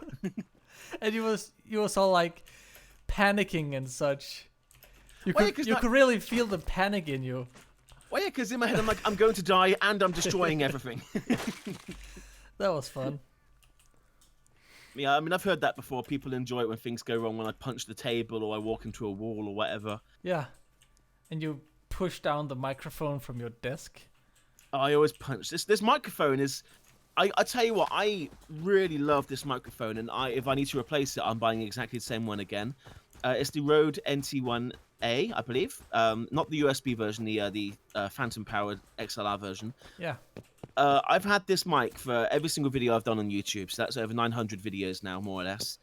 And a fun fact about me, my PC is turned on 24/7. It turns off only twice a year. Once when I go away on holiday for 2 weeks, and maybe once over Christmas time for a brief period. But outside of that, my PC is on 24/7. And this microphone is listening 24/7. This microphone is always turned on and always active. So to get to the point, this microphone's been in use for over 2 years in a constant state, and it's still kicking ass. I can punch it, and it's still kicking ass. It still sounds perfect. It's a workhorse. Rode, the man at microphones. Indeed. Quality products. Yeah. I have the Rode NTG 1 or 2 as the shotgun mic at my camera studio. See, I wanted a shotgun mic because, well, they're interesting how you can use them. Like, there's different characteristics to them because you aim it where you want the sound to be. Yeah, and it sounds incredible. I've got two mics. Hang on. Yeah. So this one I'm using is the Rode NT1A. You can pick it up for £135 off of Amazon, and that comes with a really cool shock mount, the spit guards, and the microphone itself. Now I think that's a really good package. I mean, that's discounted from 160. When I bought this 2 years ago, it was closer to £200. But this is a badass studio mic. But if you do not have an XLR option for your PC, like I got a special box I plug into, there's a USB version which I also have but don't currently use, and that is the Rode NT USB, and that'll cost you £130. And how does that sound compared to the NT1A? I've only used it once, and that's when I did a collaboration. It was a versus series of Game Hog, and I had my buddy KG come over, and I set my old PC up in the other room, and he used that. And it sounds more or less the same as this one, I think. I've only used it once. I bought it for a secret project that I've yet to put to use. But I needed to be mobile, so I needed this microphone. Interesting. Oh, yeah. I'll tell you what, I can't say too much, because it is legitimate. I'm not like trying to showboat, but it is a secret project. And I've had it in the works for literally about 1.5 years, 2 years. And I'm really hating myself that I haven't actually put it out yet. And I'm concerned because quite a big YouTuber is getting close to doing something similar to what I have in mind. Not the same, but along the same vein. And I'm really worried that when I get to do it, people might say, "Oh, you're copying this YouTuber." When in fact, I've had this in the mind for a long time. So hopefully you'll see that next year. How far are you into the project? I've purchased all of the equipment I require to produce it. I now need to get the like the game plan established, and then go and recce some locations. Thank you, and we can start production. I'll look forward to it. It's got like a TV series kind of back end production to it. It isn't like a traditional Let's Play. So anyway, that's why I can't just quickly pop it out. It needs lots of like a planning. Yeah, sure. I'm Stay tired now. tuned. Stay tuned on Spammals. Yes, mate. However, if it goes well and there's a series 2, maybe I'll come visit you. Oh. You are more than welcome. Actually, I wanted to ask you. Next year, we have our own Comic-Con in Copenhagen. We did it this year, I think, or last year, and I think it was a success. I didn't attend to it. Yeah, it was a success, and they're doing it next year as well. In March. Uh-huh. I don't know what's going to be there, who are going to be there, but I wanted to ask you what would it take for you to come join the Copenhagen Comic-Con? Well, the biggest roadblock straight away is this money to pay for the flights and all of that jazz, and then to actually pay for a table there and stuff. Hello. So that's the biggest roadblock. And then after that, it's a case of just making sure videos are prepared in time to cover being away. But I've actually spoken to GameHog along this same vein, because while they've always done London Comic Con, next year I will be there debuting of my own table with my own banners and everything. I'm going to be going the full 10 yards, the whole 9 yards, whatever. Like I'm not half-assing anything. It's going to be fireworks and everything. But I said to the boys, like, why just London? Like, Comic-Con literally go all over England all year. Every month there's a Comic-Con in a different part of the country, in Manchester, in Birmingham, in Scotland, in Ireland. Really? I suggested we actually just do a tour every month, different part of the country. And by extension, that also extends to different countries. So, I mean, it's something I'm very interested in doing.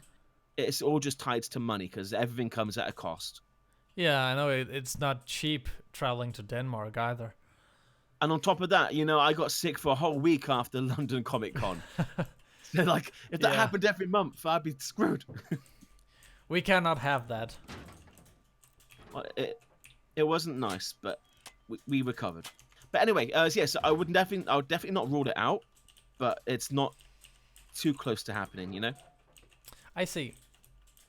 But I thought I would ask. Oh, that's cool. You never ask, you never know. That's it. That's how it is. That's how we learn, people. And to who of you who are watching still on the YouTubes or the Twitch, please write me a comment and I will reply to it. And who do we have? We've had Incursor in the chat. We've had Anthony. Well, he's in-game, and we have Spammals joining us. Did a comment as well earlier. PowerShell. Just now as well. It's coming through. Sorry? I just commented now. It will pop through in a second. Great. Thank you. I forgot to read this from Anthony. What mic did you use, Frank? Do you use, Frank? I'm using... Sorry. I'm using the Audio-Technica, the AT2020, the USB edition. Sorry about this. I have the XLR edition in my recording studio on the radio station. I like the XLR version better than the USB because, well, the USB tends to have this very they're just too loud. They're just too darn loud. Yeah, I have to turn the audio down at about 50% in Windows. Otherwise, the audio will just get what is it called? It'll peak. It'll distort. Yes, it'll get distorted, and we don't want that. I need to be able to shout without people die or something like that. Now, I'm just researching your Audio-Technica 80-2020. It's very similar to the NT USB by Rode in the sense that it has active monitoring, which is quite neat. Like that's what's missing from my XLR version. I like that you can plug some headphones directly into the mic, and you can get a mix of either raw sound from the mic to your ears, or a mix of the computer sounds as well, or a bit of both. I mean, I don't have the Plus edition of the AT&T. It's yours is the previous model, is it? Oh, I see. It is. So I don't have any monitoring stuff features on this one, unfortunately, but it's still cool. I'd like sometime in the future, if I'm gonna buy another AT&T, I would get the XLR edition with the monitoring features. I mean, XLR, just in my head, it's got to be better than USB. USB has obviously limits on transferring data, but with an XLR, it's pure sound. It is just a big old pipe of sound, you know. So that you got to get a better signal. You got to get a better quality. Actually, I do have an XLR sound card with my setup at home, so I could just transfer the microphone I have at work to this setup, but then I'll need it for my work, which is basically which brings more income than this YouTube thing, so it won't. I'll stick with the USB version at home for this setup until I get rich and travel to Bahamas, and then I'll leave you in the gutter. Then YouTube's money comes rolling in. Yeah. So that's the microphone. Denmark is a very expensive country. Yes, you're right about that, Anthony. Money is a bad thing. Is that with OBS? I've had that issue before. Just turn down the microphone in Windows, the input signal, and turn it up in OBS, or gain the audio in some kind of VST plugin, or however you can turn up the volume without doing it in Windows, because if you keep the recording level in Windows too loud, your signal will just get distorted if you shout. It runs hot, as they say in the business. Yeah, it does. I don't have a sound card for something like that, and then it all gets demonetized. My videos won't get demonetized, I promise. Is someone attacking the building? Power! Yeah? Hold on, I'm just testing the nail gun. Calm down. Okay. Not a I'm big like, what is deal. that sound? Don't ask. I knew he was up to something. Soon you're gonna hear a big boom also, but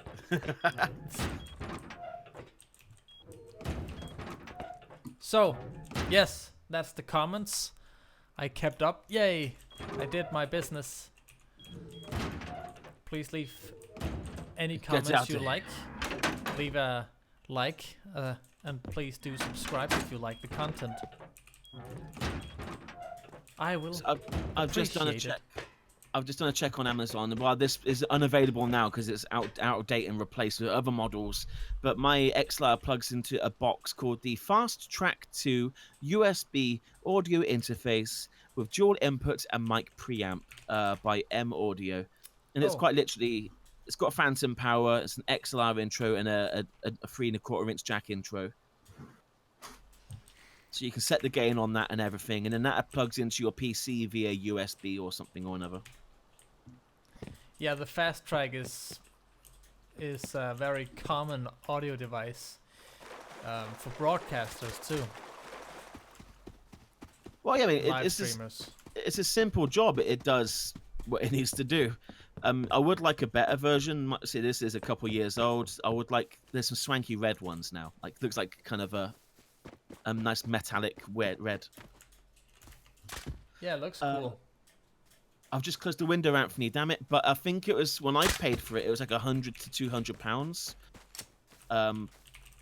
So not totally expensive. It's Hi, the Ingressa. M audio, so it has to be discontinued by now. But if you want another, Yeah, my one's discontinued 100%. yeah, But M Audio they're like Yamaha. They got loads of products from everywhere. I have the M audio. No, sorry, the Avid M Box Pro Mini Edition at home. The mini edition. Yeah. I mean, it has a great sound to it. Oh, hello, Incursor.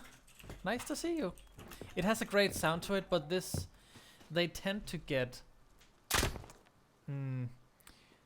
they tend to get defective over the years if you use them too much. Like this device I'm using at home, when I'm logging into Windows, it's like I've turned the volume up like 1,000 times. I have to turn it off and turn it back on again just to get a normal sound out of it. And See, I'm a stickler for things being constant and the same, and like how I told you, my PC never turns off, and this mic is literally listening to my room 24/7 for literally 2 years in a row. My M Audio box, likewise, has been active and sending signal for over 2 years without being turned off, and I'm really happy to say it's working, and it's not showing any signs of faltering or breaking down. So I'm really happy with the quality of it. I mean, it's discontinued, but it's definitely a good product. yeah, and you have to be able to rely on the product, because you cannot. You need to be able to leave it turned on if that's your thing. I mean, yeah, it's really wasteful. I should turn my PC off a lot more. It would probably perform better if I did. But I'm a 24-hour person. Like, I'm always on the go in some form or another. Yeah.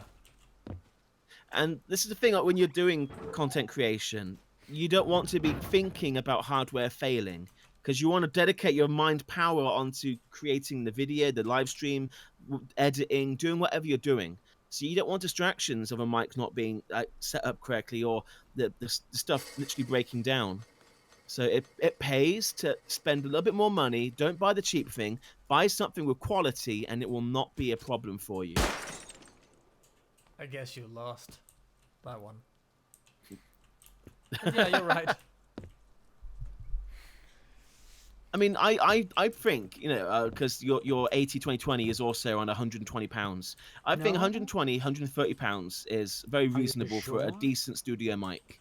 And there's no way someone couldn't save up for that. It shouldn't Got take you too special long. Prices on C4. and No, Yeah, it's not that expensive.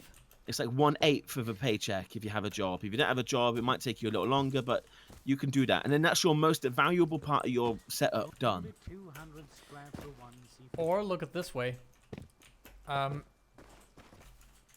If you stop going to the town, if you stop going out drinking for 2 weeks,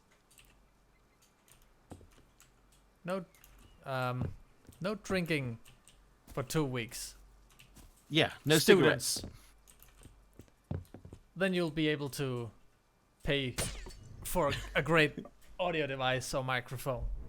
Yeah. See, and get the USB versions if you don't want to buy out the box for the interface. But I mean, if you can afford to, I highly recommend it. I mean, I also put my box to use because I was in a band when I first bought it, and I engineered and recorded the band's music through it. So the guitar jack input was very good for that. And it's good to have options. It is, and important if you want to do some fun stuff later. I mean, right now the only piece of the whole setup that is like flaky is OBS. Like, I updated it just before Call of Duty, and I hate this update. It's got some great features to it, but I swear the performance is decreased. But I'm in their hands until they update it again. I'm like, I can't do anything about it. No, you cannot downgrade or anything. Yeah, because it fresh installs, you can't even roll it back. You cannot install as an earlier version if you uninstall the program. I'm sure if you went online and found the legacy version of it, you could install the previous version, but I can't be bothered to go through all that. And also, all my settings are here. I don't want to then have to reset up a fresh install with all my profiles and all of that jazz. No. Takes a long No, time no. Yeah. to set up. I need to show you some of my old music. Not that I'm not trying to push it on your station or nothing. We're not an active band anymore. I stopped doing music when I did YouTubes. You know, I have been stalking you. Oh, really? Yeah. Have you heard some of my songs? I was about to give your old band a like, but then I saw you were disbanding last year or 2 years ago. Time flies. Maybe a year and a half, 2 years ago, I guess. Well, the thing is, I like to commit and do anything I'm doing full power. And we toured and we gigged for over a decade. And I gave it my all. I tried to make it a job. And the whole band wasn't working on the same workforce. And I felt very much like I was trying to pull them forwards. I mean, I wasn't the one writing the songs. And that's what's important. But everyone needs to work together if this is going to actually go anywhere. And I didn't feel like it was working in that regard. But then I started doing YouTubes, and then for around a year I did YouTube and being in a band, and it came down to I wanted to put more time into doing YouTube because that was actually on my own, under my own steam, it was going way better than the band had in a decade. Like, the juice was no longer worth the squeeze, you could say. I love the songs we made, and if I ever did go back to music, I would go back to those guys 1,000,000%. But right now I don't want to be doing that. I'm much happier doing YouTubes. You have other things to do. Well, you've only got so much time on this world. Yeah, and that's the thing. You have to do the things that makes you happy and the things you like. And the things you get most out of. Well, yeah, because it got to the stage towards the end of the band. Like, we was going to shows, and I just didn't want to go. Like, I love playing live. I love being on stage and rocking out. But like, I just, in my head, I'm thinking, why? No one's I mean, people will be there, but no one's gonna like follow the band online. No one's gonna buy any CDs. Like, it's just, we're doing it to fulfill some sort of like internal tick box of we played show, we did good.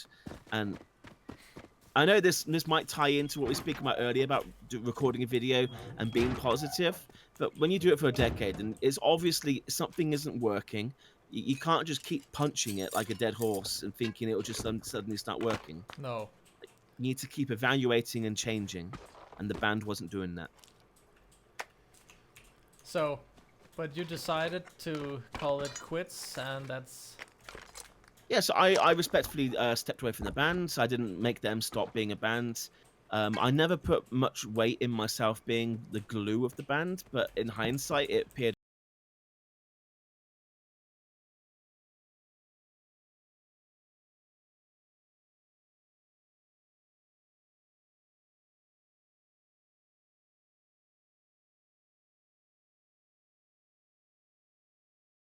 really freaking shy. I still am shy, but I mean, I would stutter a lot. I could never tell a full story. I could never tell this story. So I was banned from having a microphone.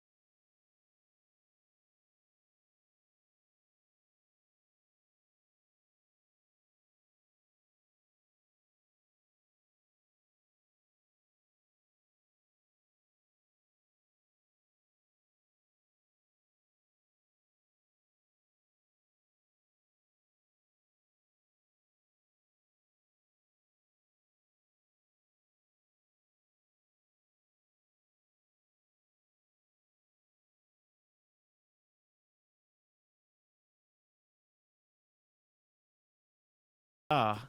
Oh. And I talk about my band during that because I've been in a couple bands over the years. Okay, I'll tell you what, I'll give you two songs. I'll give you an Adensum song, which is the older versions, and then I'll give you a newer song, which is new. Give me one moment. Okay. Why is there 2 naked bodies out here? Hey! Stop it! Sheriff! Sorry, I thought you was somebody else. I am somebody else. I've just got that horrible sensation that I might be now dead. Where's my game gone? My game crashed? Careful now. I think so. You left the server. How the hell did that happen? Okay, I'm coming back in. Good. I better not be dead.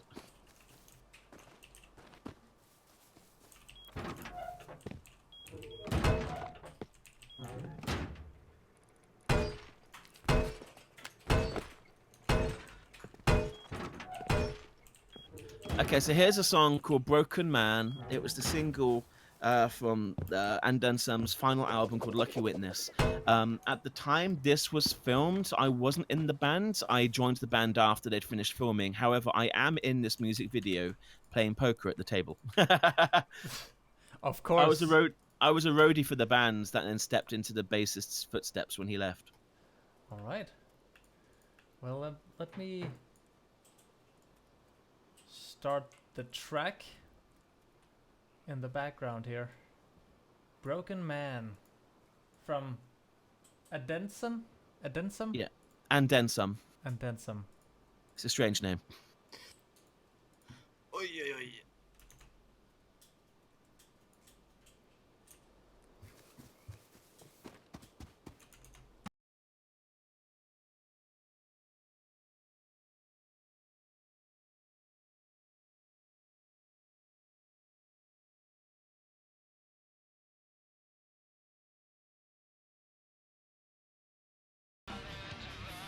Alright, boys. I'm heading off now. Take Okay, care, Power. PowerShell. Catch you later. See you later. Bye-bye. Bye.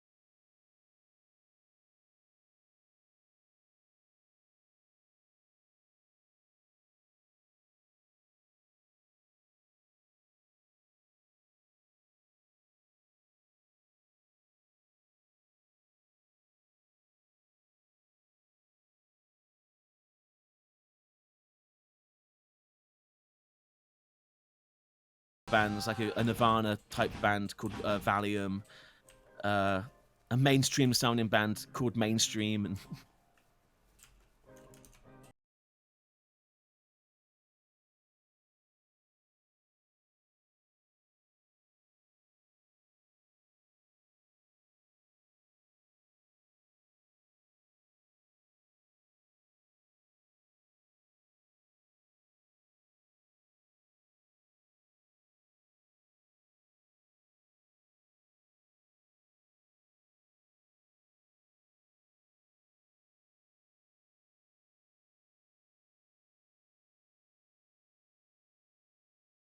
whenever we played live, we always, like, not speaking big-headedly, but we blew the stage apart because we just sounded not only different to everyone else, but louder than everyone else. But in a good way. We always got the attention of everyone in the room, but we were working off the old business model. And again, it's horrible to call it a business model, but the idea of you make album, you gig the album, you sell the album, then you make a new album and go on. Like, that isn't enough at the entry level. You need to, it's more internet faced nowadays.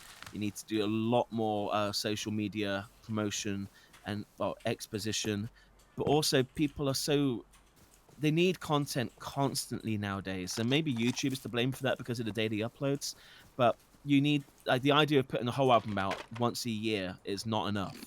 It's more realistic now to actually put 2 songs out a week or a month, and, you know, just literally, it's quantity over quality in some regards. I know that's horrible to say because it should always be quality over quantity, but I truly believe at an entry level, people just, they want it constantly, and if you don't give it to them enough, they're going to get bored and they're going to go elsewhere. Well, it's just like the YouTube community. You need to put out content constantly. Yeah, Otherwise, you won't get any viewers. and in both regards to music and to doing YouTube, you always put as much quality into it as you can, but you can't make it an art project. You can't spend a whole week working on one thing. So we literally turn these videos around in a couple of days, and you go on to the next immediately. So, no music for the time being? YouTube's only? My guitarist consistently messages me asking me to come jam and come hang out and do some music, and I keep telling him no. Like, 100% of my energy is going into YouTube, and that's where it needs to be. Like, not only like for me to take myself seriously, but I mean, I've now got people like investing money in me that I need to do good by them. I need to show that, you know, they're not wasting their money on me, that because they believe in me, and I'd be kind of upset if I was one of them and then you saw me dicking around doing something else, you know. Yeah. So I treat this with great respect and great seriousness, but I am addicted to Rust as well. So that's why you can't play with those guys. You have to stay home and play Rust. That's exactly it. Yeah. But yeah, so that was Adensum. Let me just quickly find you one more song of Fault Line to show how it kind of evolved. Yeah, sure. And in the meantime, I will remind my pretty young viewers to send me a comment if you are watching on the computer, if you're able to. Come have a chat. And I will create a message to whoever lives in this house. Dear person who... No, to whom this may concern. Your house is on fire. Regards.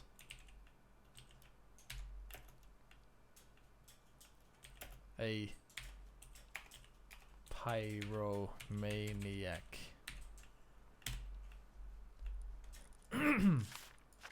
Submit. You got mail! Whoever lives in this house? I reckon it's Anthony's house. No! Who lives in here? Anthony says, me too, yeah. Thanks for that, Spammals. Ow! Thanks for what? For the music. But... I am not paying attention to this game. Help! Help me! Spikes. I see spikes on your screen. I require assistance. I sent you another track. I wasn't sure which one to pick. So we did 2 albums as Fault Line. This was the last one. The first album didn't get finished because we left it. Well, the guitarist was in university studying music at the time, and he was insistent that he produce it and everything there, and we believed in him, and he just failed to deliver, and then ultimately lost a lot of the work. So this album, called Hope Remains, I engineered and I produced it all out of my bedroom, this room I'm speaking in right now. So all of the drums are electric drums, but they're not based on something that couldn't actually happen. I'd film our drummer playing the beats, and then I would literally just digitalize them. I'd transpose it onto a MIDI track. So when he hits a kick, I put that kick in the same place. So what you hear is exactly how he played it, and I tried to make it sound as weird as possible. In hindsight, listening back, I mean, it definitely sounds like a bedroom recording. It hasn't got a body too much to it. I think the vocals could be more piercing. But this is why you'd go to a real studio with a real producer and developer to get that big sound. But as a demo, this works great, I feel. Really? Sounds cool. Well,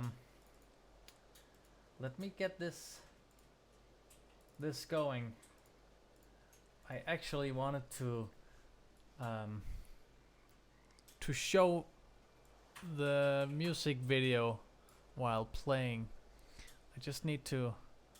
Well, there's no video track for this one. I mean, it's just a static image with yeah. the background scrolling. It's better than watching my health bar at the moment. Okay, let's do it like this. This is the thing, like I was trying to push on the boys, we need to film music videos, we need to do this, it's kind of expected, and they weren't interested. Like, you can't do half a job, you need to do everything. Like, we need to have little promotions on the internet, music videos, media packages, photo shoots, all of this jazz. It's important, and they didn't agree. That's a shame.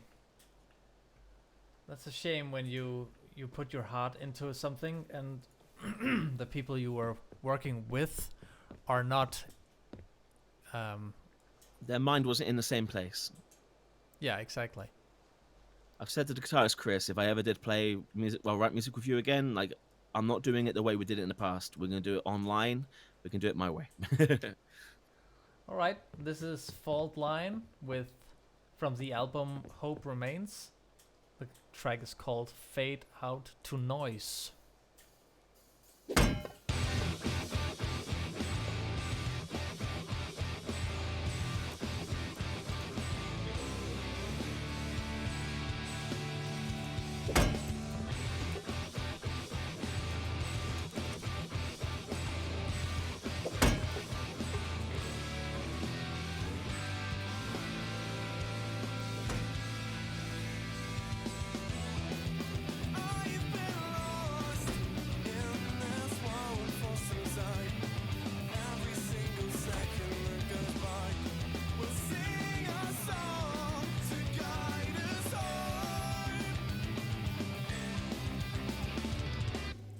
Curse is ruining it. Yeah.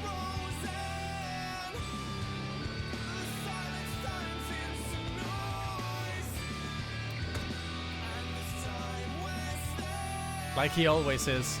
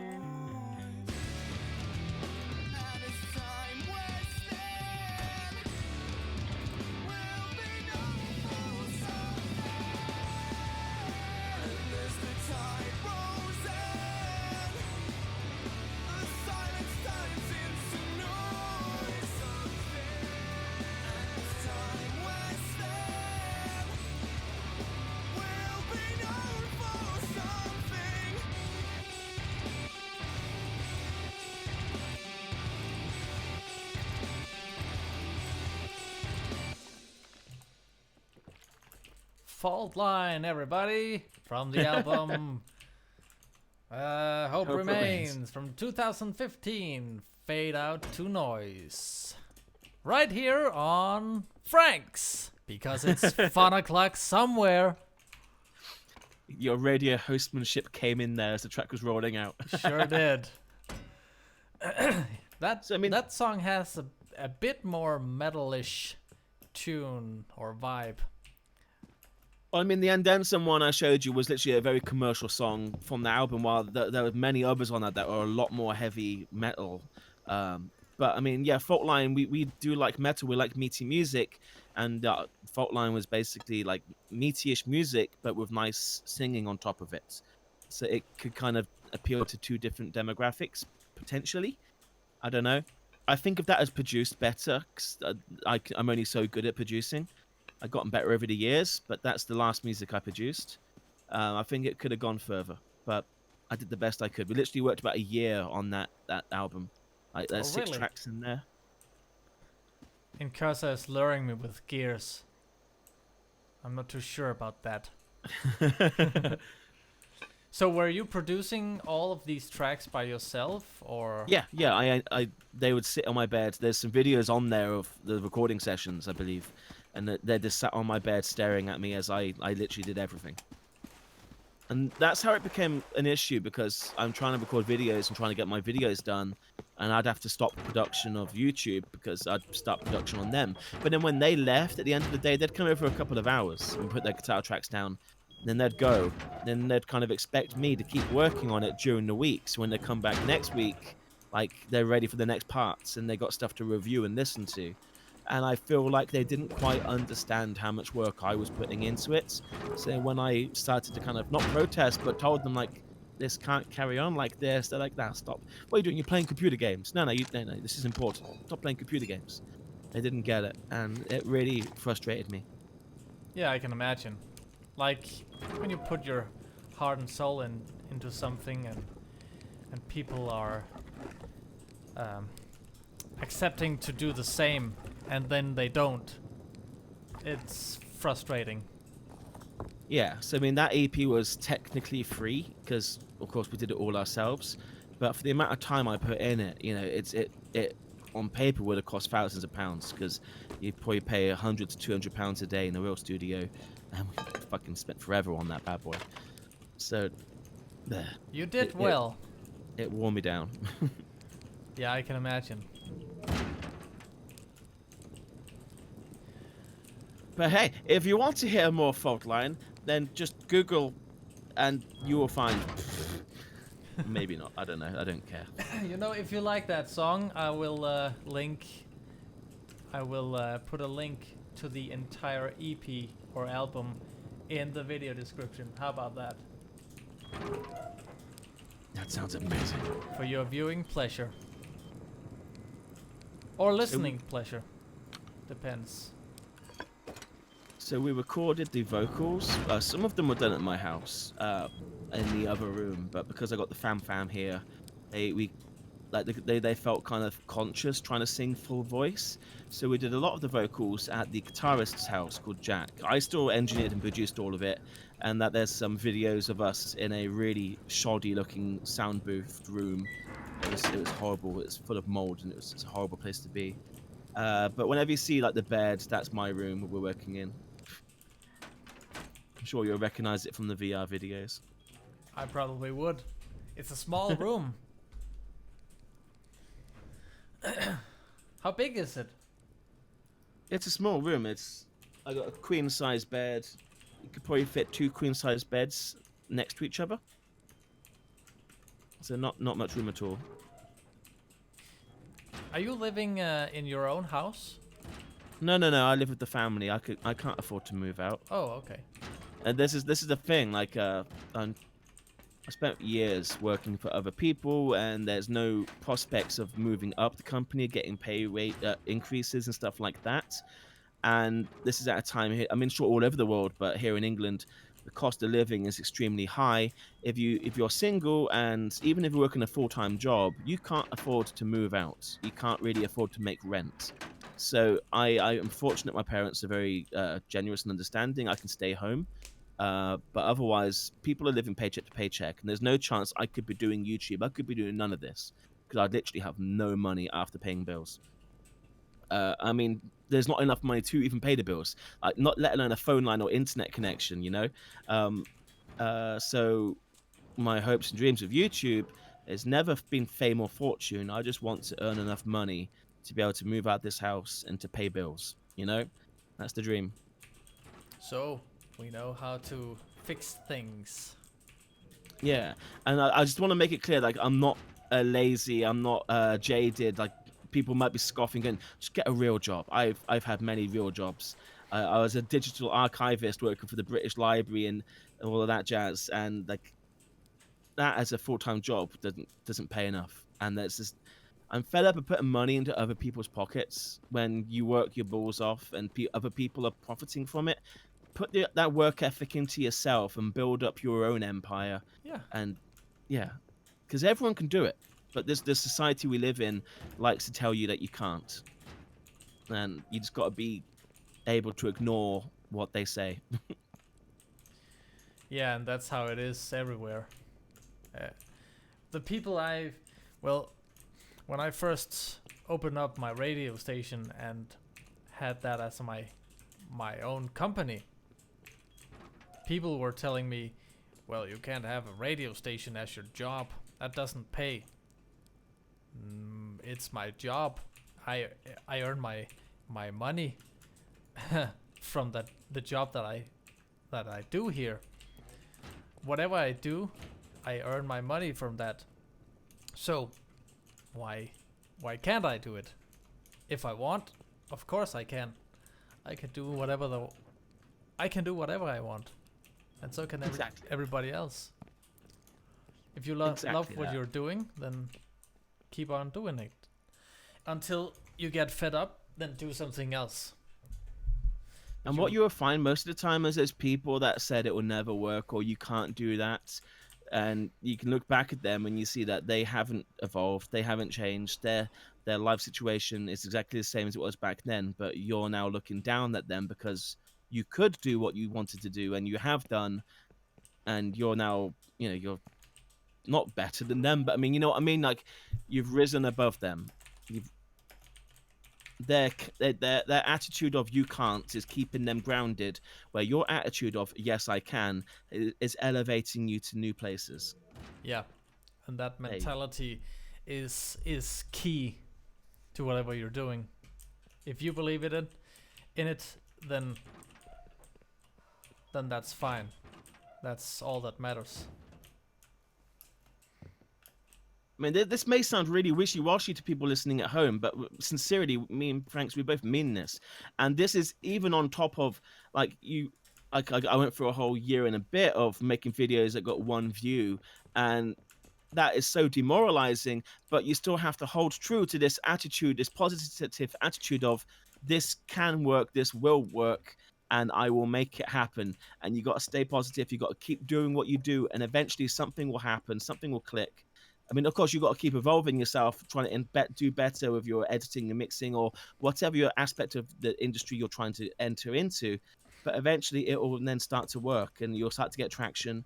And all of that positivity and investment will pay off because it will all start to amount to something. Yeah. As long as you have the heart in it, that's the thing. You just have to keep it going. Yeah, because if you're missing your heart, after a couple of months, you're going to be wanting to quit. And if you quit, or people get the feeling that you don't have your heart in it, then you lose the audience too. Yep. Because why should they invest in a quitter? Quitters are quitters. Don't be a quitter. Be a winner. Winners never quit, and quitters never win. That's exactly right. Enjoying the Boardwalk Empire. I knew you would eventually. But it's also important not to hold yourself to unacceptable standards. Never look up, I mean, referencing YouTube, never look up at Markiplier or Jacksepticeye or PewDiePie and say, like, I'm going to be that, because it's highly unlikely we will reach that level of YouTube. We can always aspire to try to reach a quality they reach, but never have this anticipation of getting an audience like they have. No, You can succeed on your own merits and your own standards. Yeah, because if you walk into YouTube, for instance, and think, hey, I'm gonna be the next Markiplier, you're gonna be disappointed very quickly. Well, this year has shown it's been a terrible year to do games on YouTube. And, you know, the time period where they entered the fray was a golden age. And, you know, they got to where they are in a unique situation that can't be replicated today. Today, it's all about the meme more than anything that will send you skyrocketing up to the top of the pyramid, as it were, where people working their backs off at the bottom will get high, but they will never reach that top. But that's just the way it is, and that's fine. Yeah. And you never know what's gonna happen.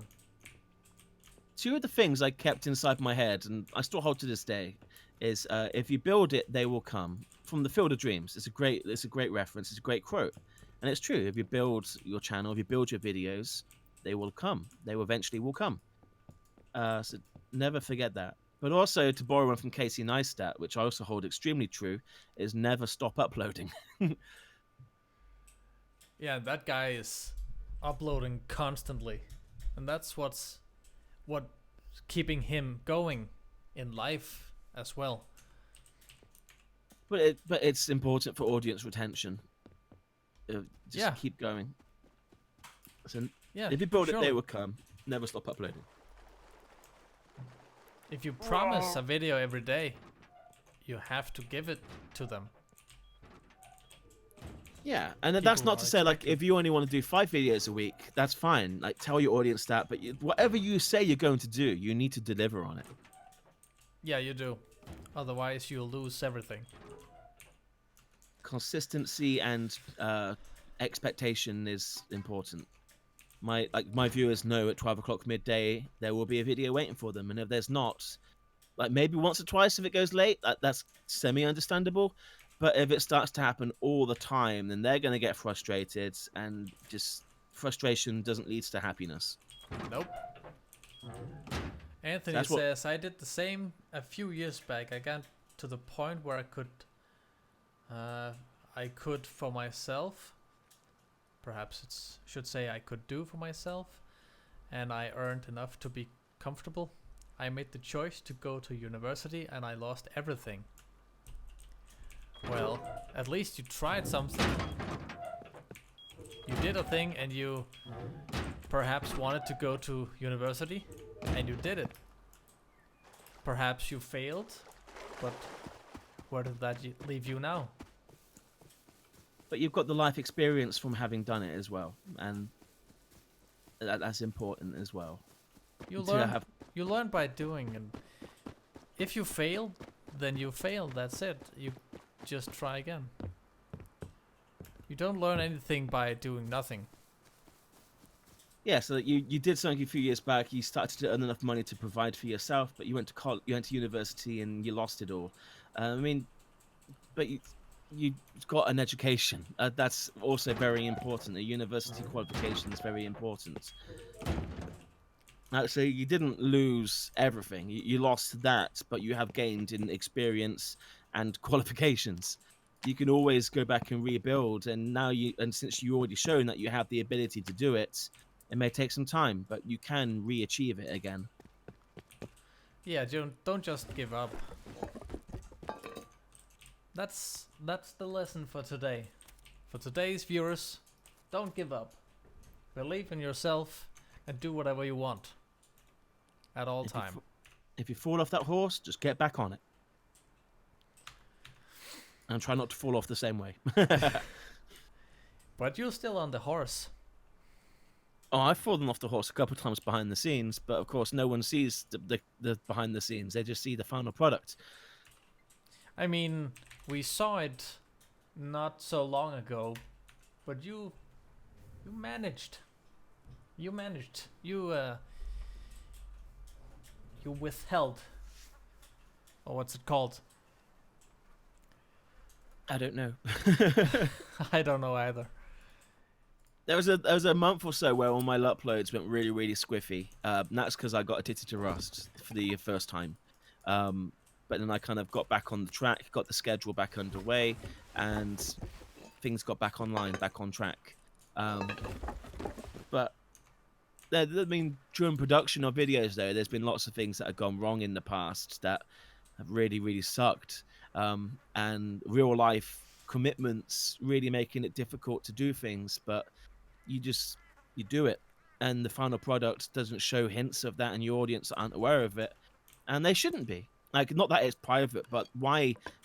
Positivity is great. I embody my life around positivity. So why invite negativity or drama into a very happy space? Because that's just gonna upset people. Yeah, and leave them sad as well. And Yeah, negative. everyone's got shit in their lives. They come to you to escape their shit. Yeah, that's how it is. I mean, you could make a YouTube channel with you being all negative and being a pessimist and hate everything, but who wants that? I would hate for people to see that side of me. I mean, no, you don't need that in life. No, there's enough negativity in this world. Anthony says it shows with the music in your channel. What, do I look stressed in some of those, do I? Anyway, on that bombshell, it is now 11 o'clock, and I was supposed to start work hours ago, so I need to... You have work to do. I got work to do. Yeah, it was nice talking to you. We had a nice behind-the-scenes chat. Indeed. We'll do it again sometime. Maybe. Perhaps. Anyway, thank you for the raid. It's been terribly good fun. Take care, my man. Bye, everybody. Bye. I should probably go do something. Perhaps find a few more resources for the raid,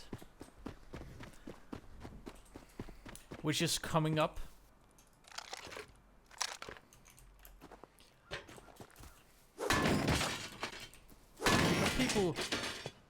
People have left the server. I think it's me in cursor is left, and Captain Mong. Yes, so we're 3 people on the server, and in cursor was luring me with his gears. I don't know what he was up to. Luring me into a trap or something like that. You getting tired, Anthony? You should go to bed. There's another day tomorrow, you know. Sleep is important. Are you taking your vitamin D?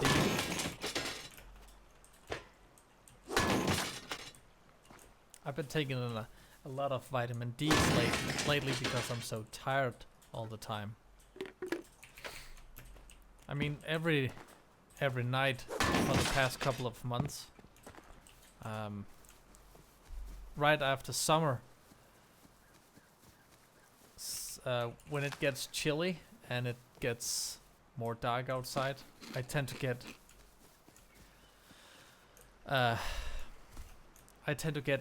more and more not dehydrated but deflated. I get deflated and tired at it when the night comes around 6 o'clock.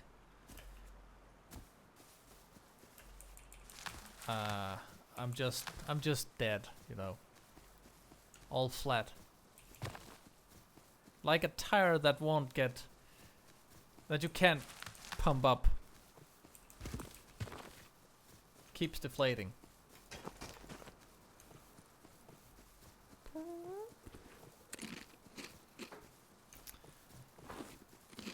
And that's why I take my vitamin D.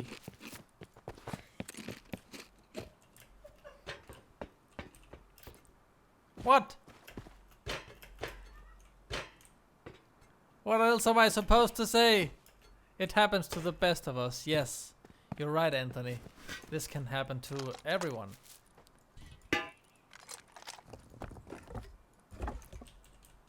There's people get depressed when it's cold and the winter comes. Spammals is giving me orders. Perhaps farm some ore and start burning them in the large furnaces. If you need something to work towards. Yes, boss. I shall do everything you demand.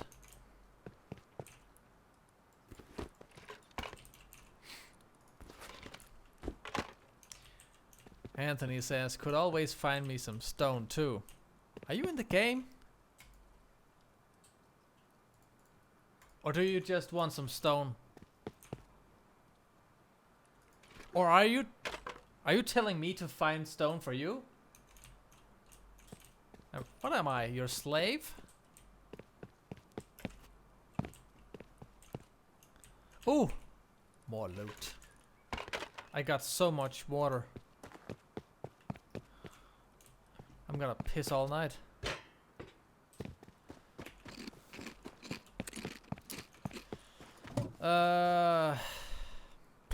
Okay, I'm gonna recycle this.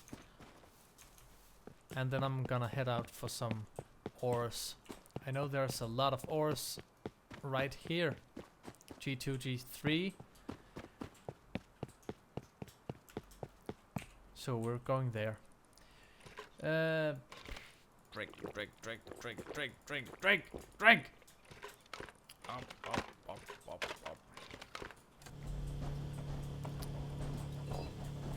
Up.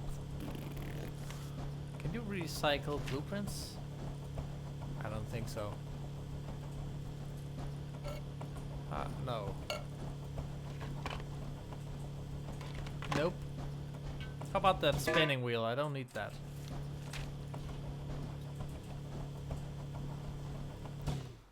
You found my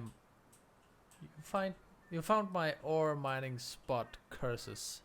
I just found it yesterday.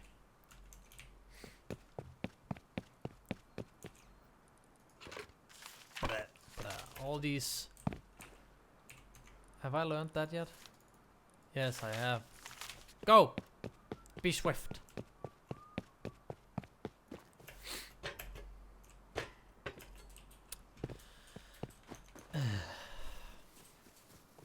Yes, heading out for some ore, and that'll perhaps be my final moments for tonight's live stream. Been talking a lot. Actually, since I've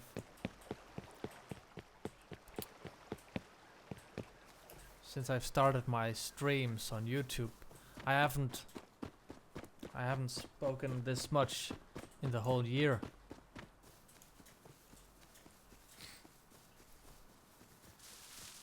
Oh, you got my mail, Anthony.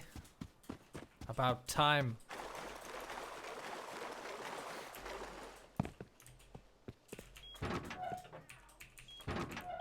Damn postal office, so slow.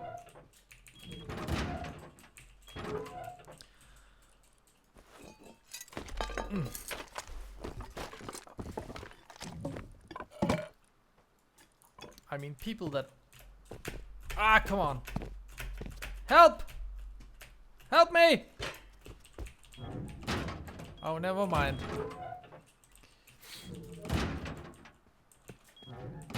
Anthony says, but you work in radio. Yes, I do. I have my own radio station. The link is in the bottom of the screen here. I mean, there's a text in the bottom of the screen with the web address. Hello, Incursor. Nice to see you. And I have been working with this for almost 6 years. But it's a lifelong dream for me. You said that you don't talk much though. Yes. Yes, that's right. It's ironically actually I own a radio station and I work with radio. But I don't actually do radio at the moment. You know, I'm gonna take this. And why is that, you might ask yourself? You own a radio station, why don't you do radio? It's because running a radio station requires a lot of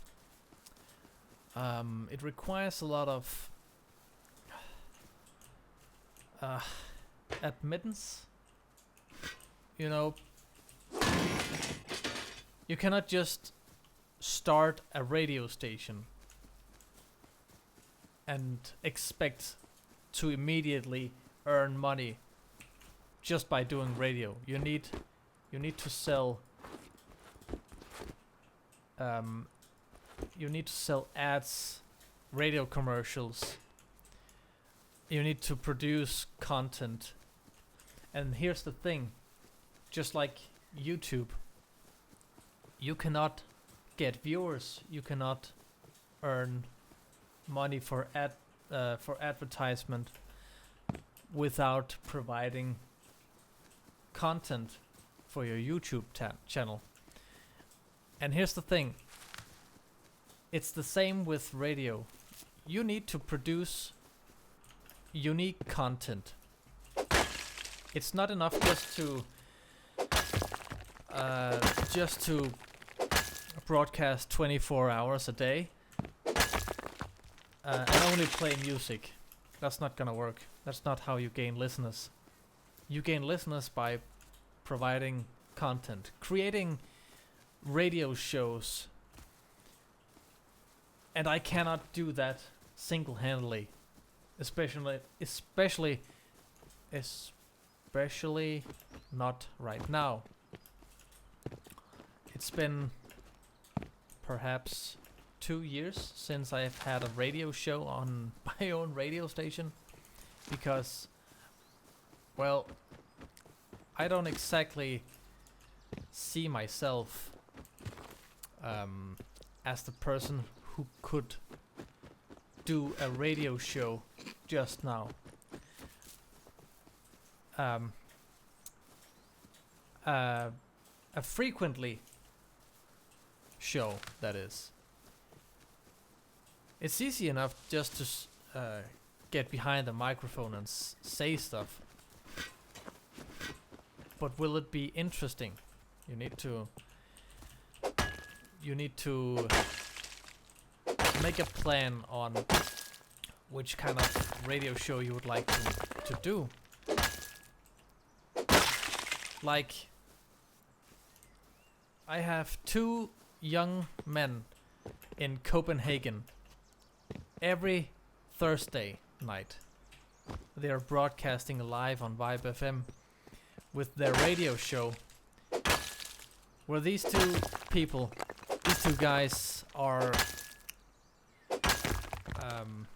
they're mixing music on records, LPs, vinyls,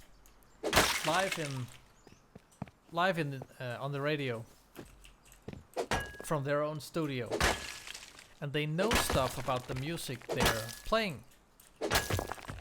And here's the thing, the music they're playing, it's all deep house. It's funky tunes, but they can tell a story.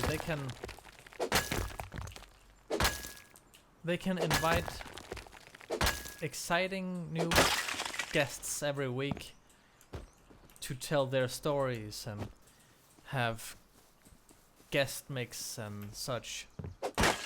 Like we have a show on Fridays Friday afternoon, where this guy, he's called Fleming, and he knows a lot of stuff regarding politics and stuff, which I don't know nothing about. And he can talk. He can talk to his listeners in a way so people actually understand what's wrong with the politics nowadays. I mean, it's not a political debate, or it's not a source of information. It's more like his opinion on the topics, and oftenly it gets a bit heated because there's a lot of stuff in Denmark and Danish politics that's just wrong. I know nothing about it, but he do, and he can talk about it. And what will I do on the radio? I haven't yet decided. When I'm in the studio and I'm behind the microphone, I can play the songs on my playlist. But I don't know what to say. I don't know what kind of program I will do. What kind of show. I've always wanted to make a talk show. But to have a talk show, you need to learn how to talk.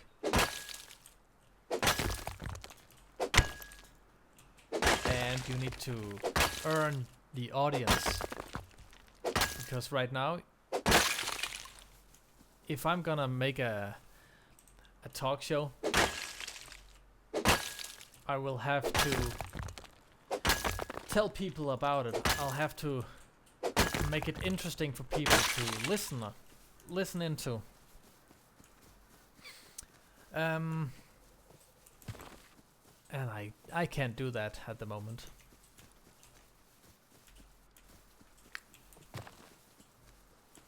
I said earlier, you can do anything you want, everything you want to do, just do it, go with it, try and error. But I'm also, it's also a matter of time. Do I have the time for it? Currently, I don't, because I have a lot of work, of other work at the radio station. Primarily, I am producing websites, web development, graphical design, Photoshop,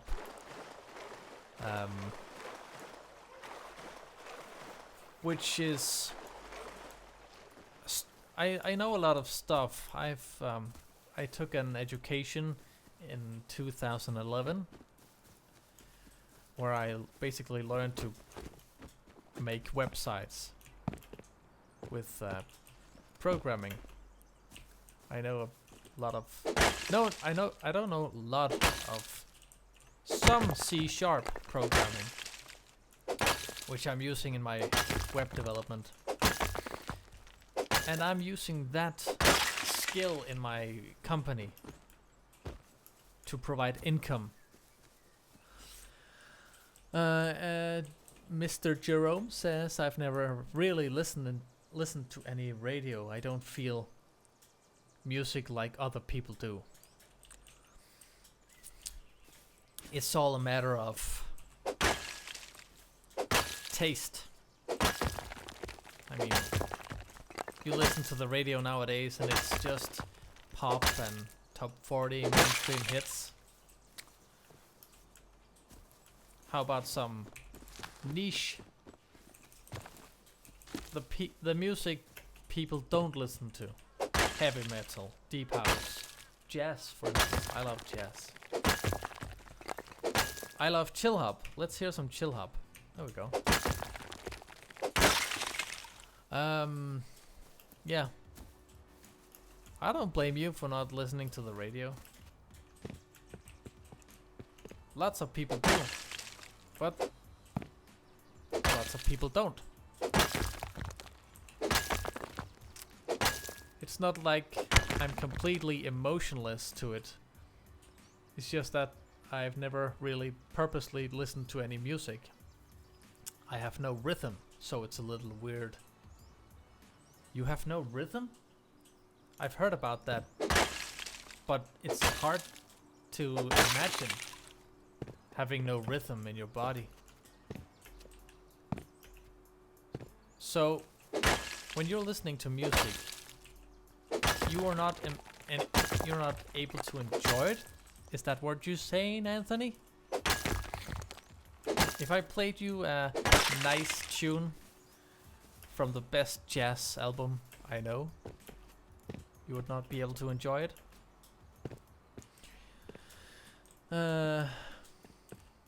Oh, you did web design too?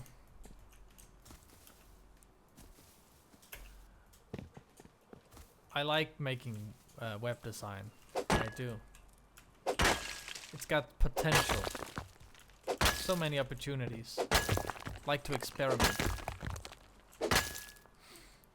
I don't listen to music, I'm just pathetic. I don't think you're pathetic, boy.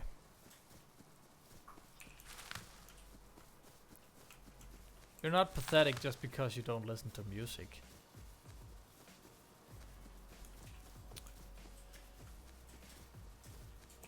It's like saying just because you're not out drinking with the boys, that makes you pathetic. No, that's not how the world works.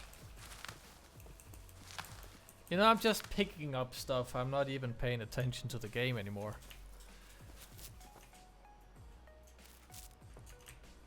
I mean, look at this stuff. I don't need to. Look at this. Look at me. Okay.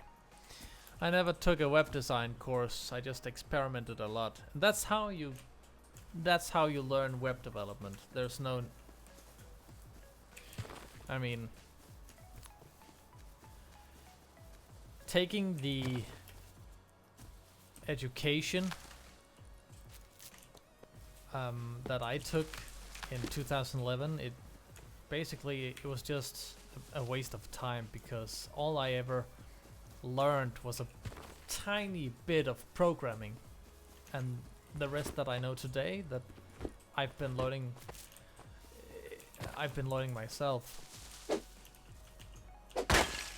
And things have changed since 2011.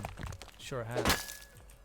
A lot of new technology and programming languages.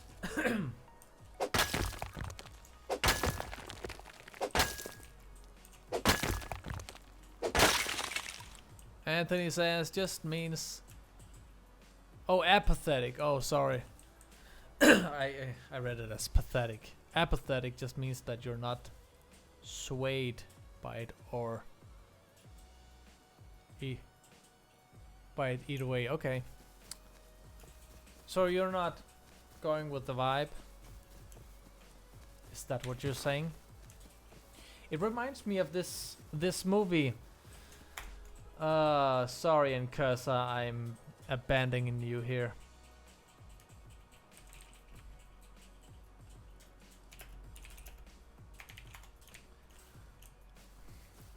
You see, this is the thing with multitasking. I'm still learning. What was I talking about? Hang on.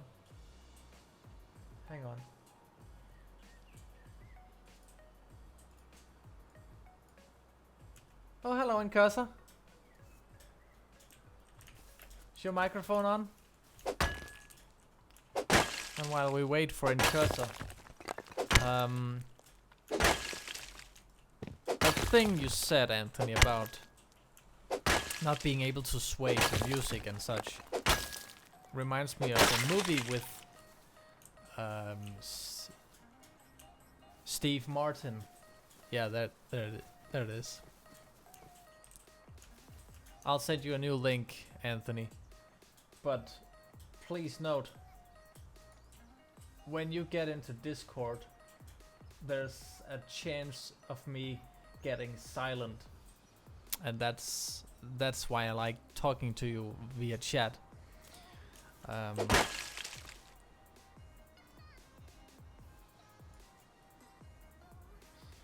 Hang on, do I have you on Discord? I'm not sure. I have you on this.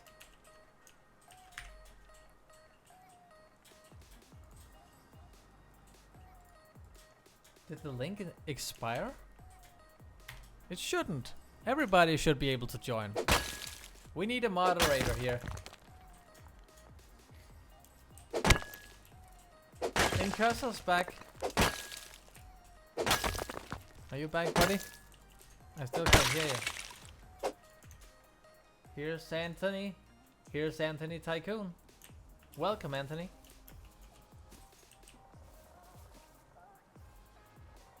I can't hear anyone. Hang on. Do you have me muted? No. Let's... Hello?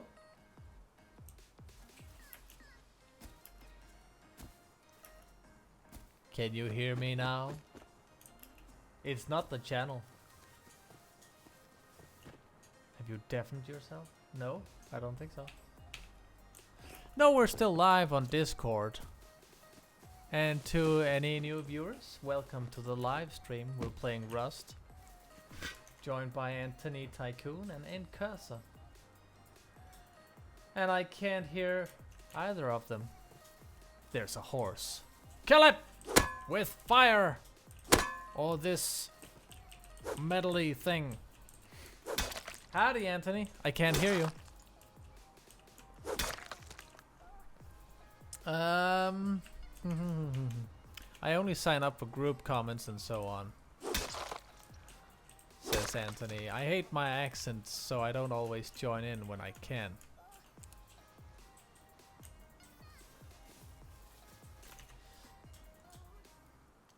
But I'm not sure why I can't hear you. Hello? Anthony, can you hear me? Apparently not. You can hear me twice. I can hear you twice. He must have your stream on with the mic.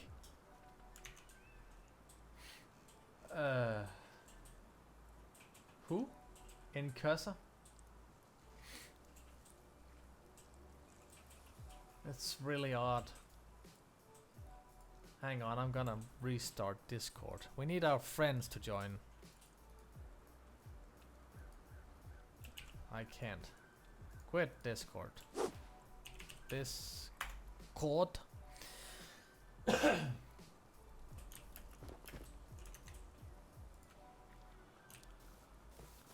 Let's try this again.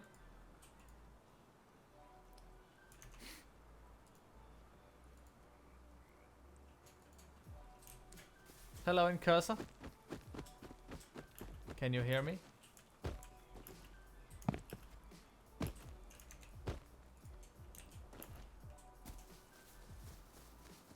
Hello?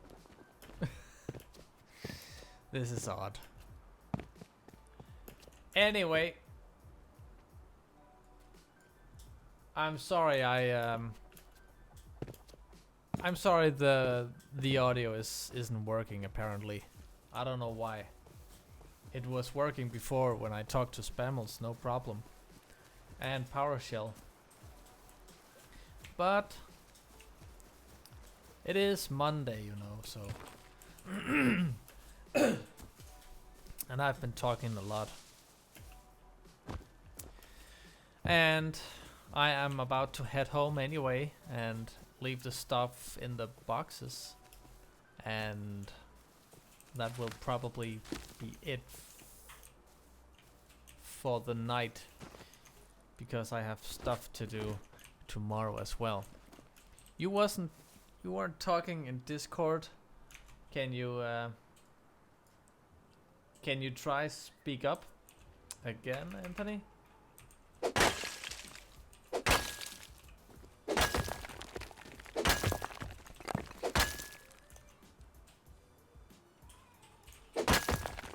I don't know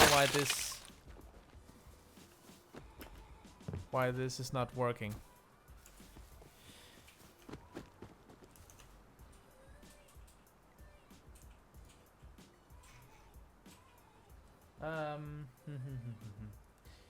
You know, it's probably for the best that we do this another day, because people are getting bored. They want the Frank. They want to see the Frank in action. And I'm hitting these last notes up here, and then I'm gonna head back.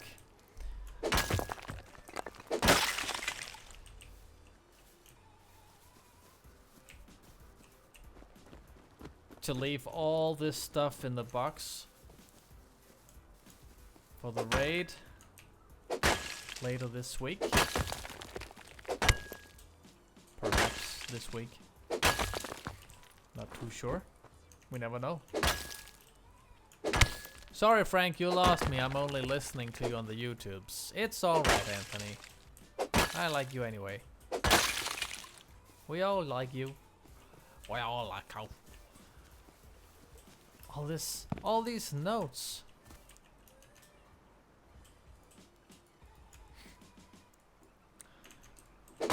I'm the only one besides in Cursor on this server now. Get yourself some vitamin D and get some rest, my dude. I will. Well, I actually have been taking my vitamins earlier today. So I'm all good for the next 12 hours.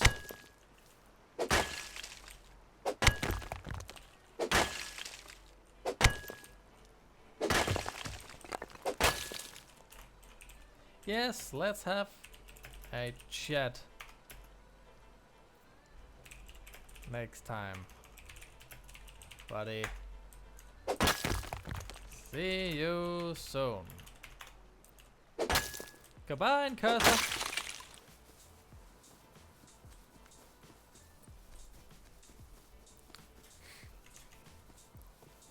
I cannot carry anymore.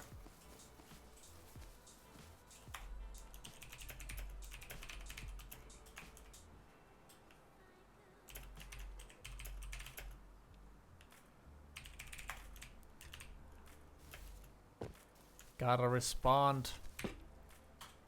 Oh. A silver gold bar.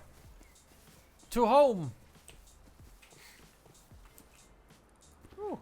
A piece of candy.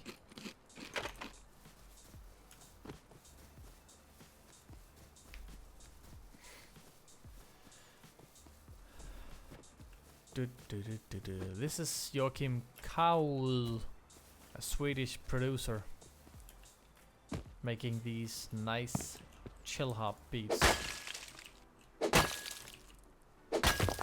And he's not...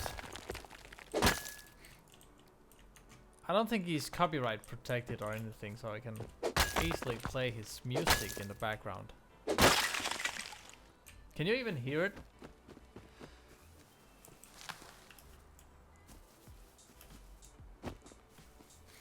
It's very low. I need to go home now. I have all this stuff on me. I can't even carry anymore. I didn't even notice there was music until you mentioned it. No, it's too loud. I know. Thank you, Encrasa. Oh, thank you.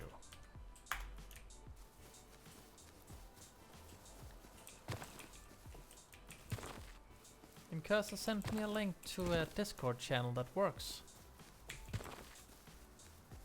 I don't know why I couldn't hear in Cursor or Anthony. I don't know what happened. I've been talking on Discord the past 3 hours.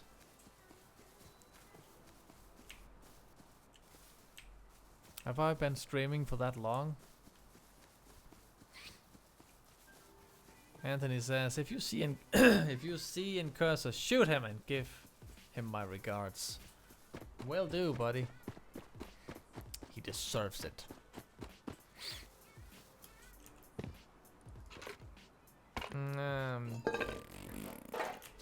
I'll take that.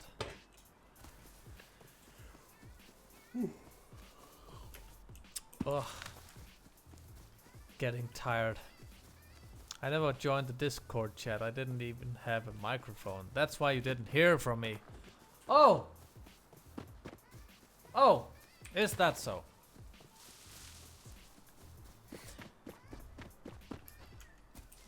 So that'll explain the problem.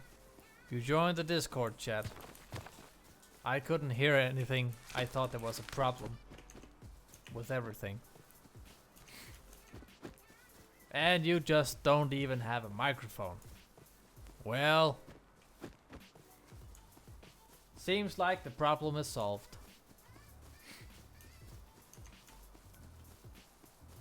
But it's okay. What is this? Someone is trying to build here. This is my land. You hear me? This is my land. You don't get to claim it. I tried to explain, but you got more confused, so I stopped. Well, I get confused when I get spoken to. And we're back to the same issue as I mentioned before. Conversating. No! Oh. Why do you leave stuff in... Why do you leave stuff in boxes that you don't want? Throw it out. So the stuff will respawn. I think that structure is abandoned. It's been like that for a few days. Oh. Good.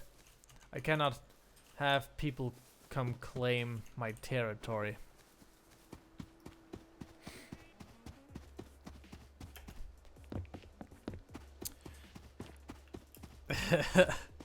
It's all good, Anthony.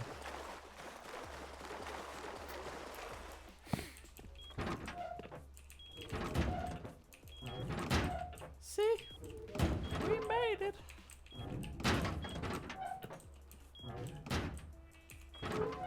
And I'm not even going... Oh yes, okay. Screw it. A lot of stone. I should focus more on the sulfur. I got us some sulfur. And some high qual. Ooh. 3 stacks of sulfur. That's so an okay haul.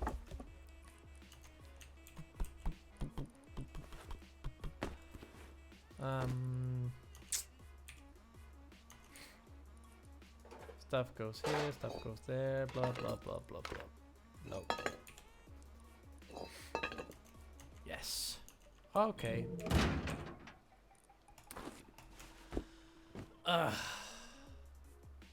Finally. Okay. That's enough rust for one day, I think.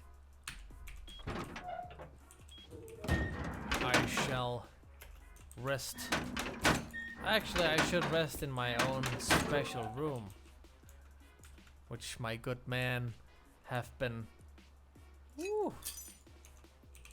Got a fireplace. I can't turn the lights on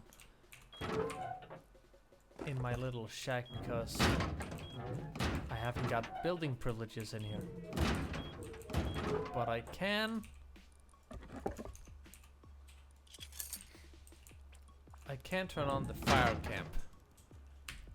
That's the best of it. So, and now I will leave it here. and I will go have some sleep. Thank you for everybody who's been watching tonight's stream for the past 3 hours and 8 minutes. Really appreciate it. If you liked the stream, if you like this video, please leave a like and subscribe if you want to see more. You can follow me on Twitch, you can subscribe on YouTube, and yeah, that's it. Thank you for watching, and I'll see you perhaps next time.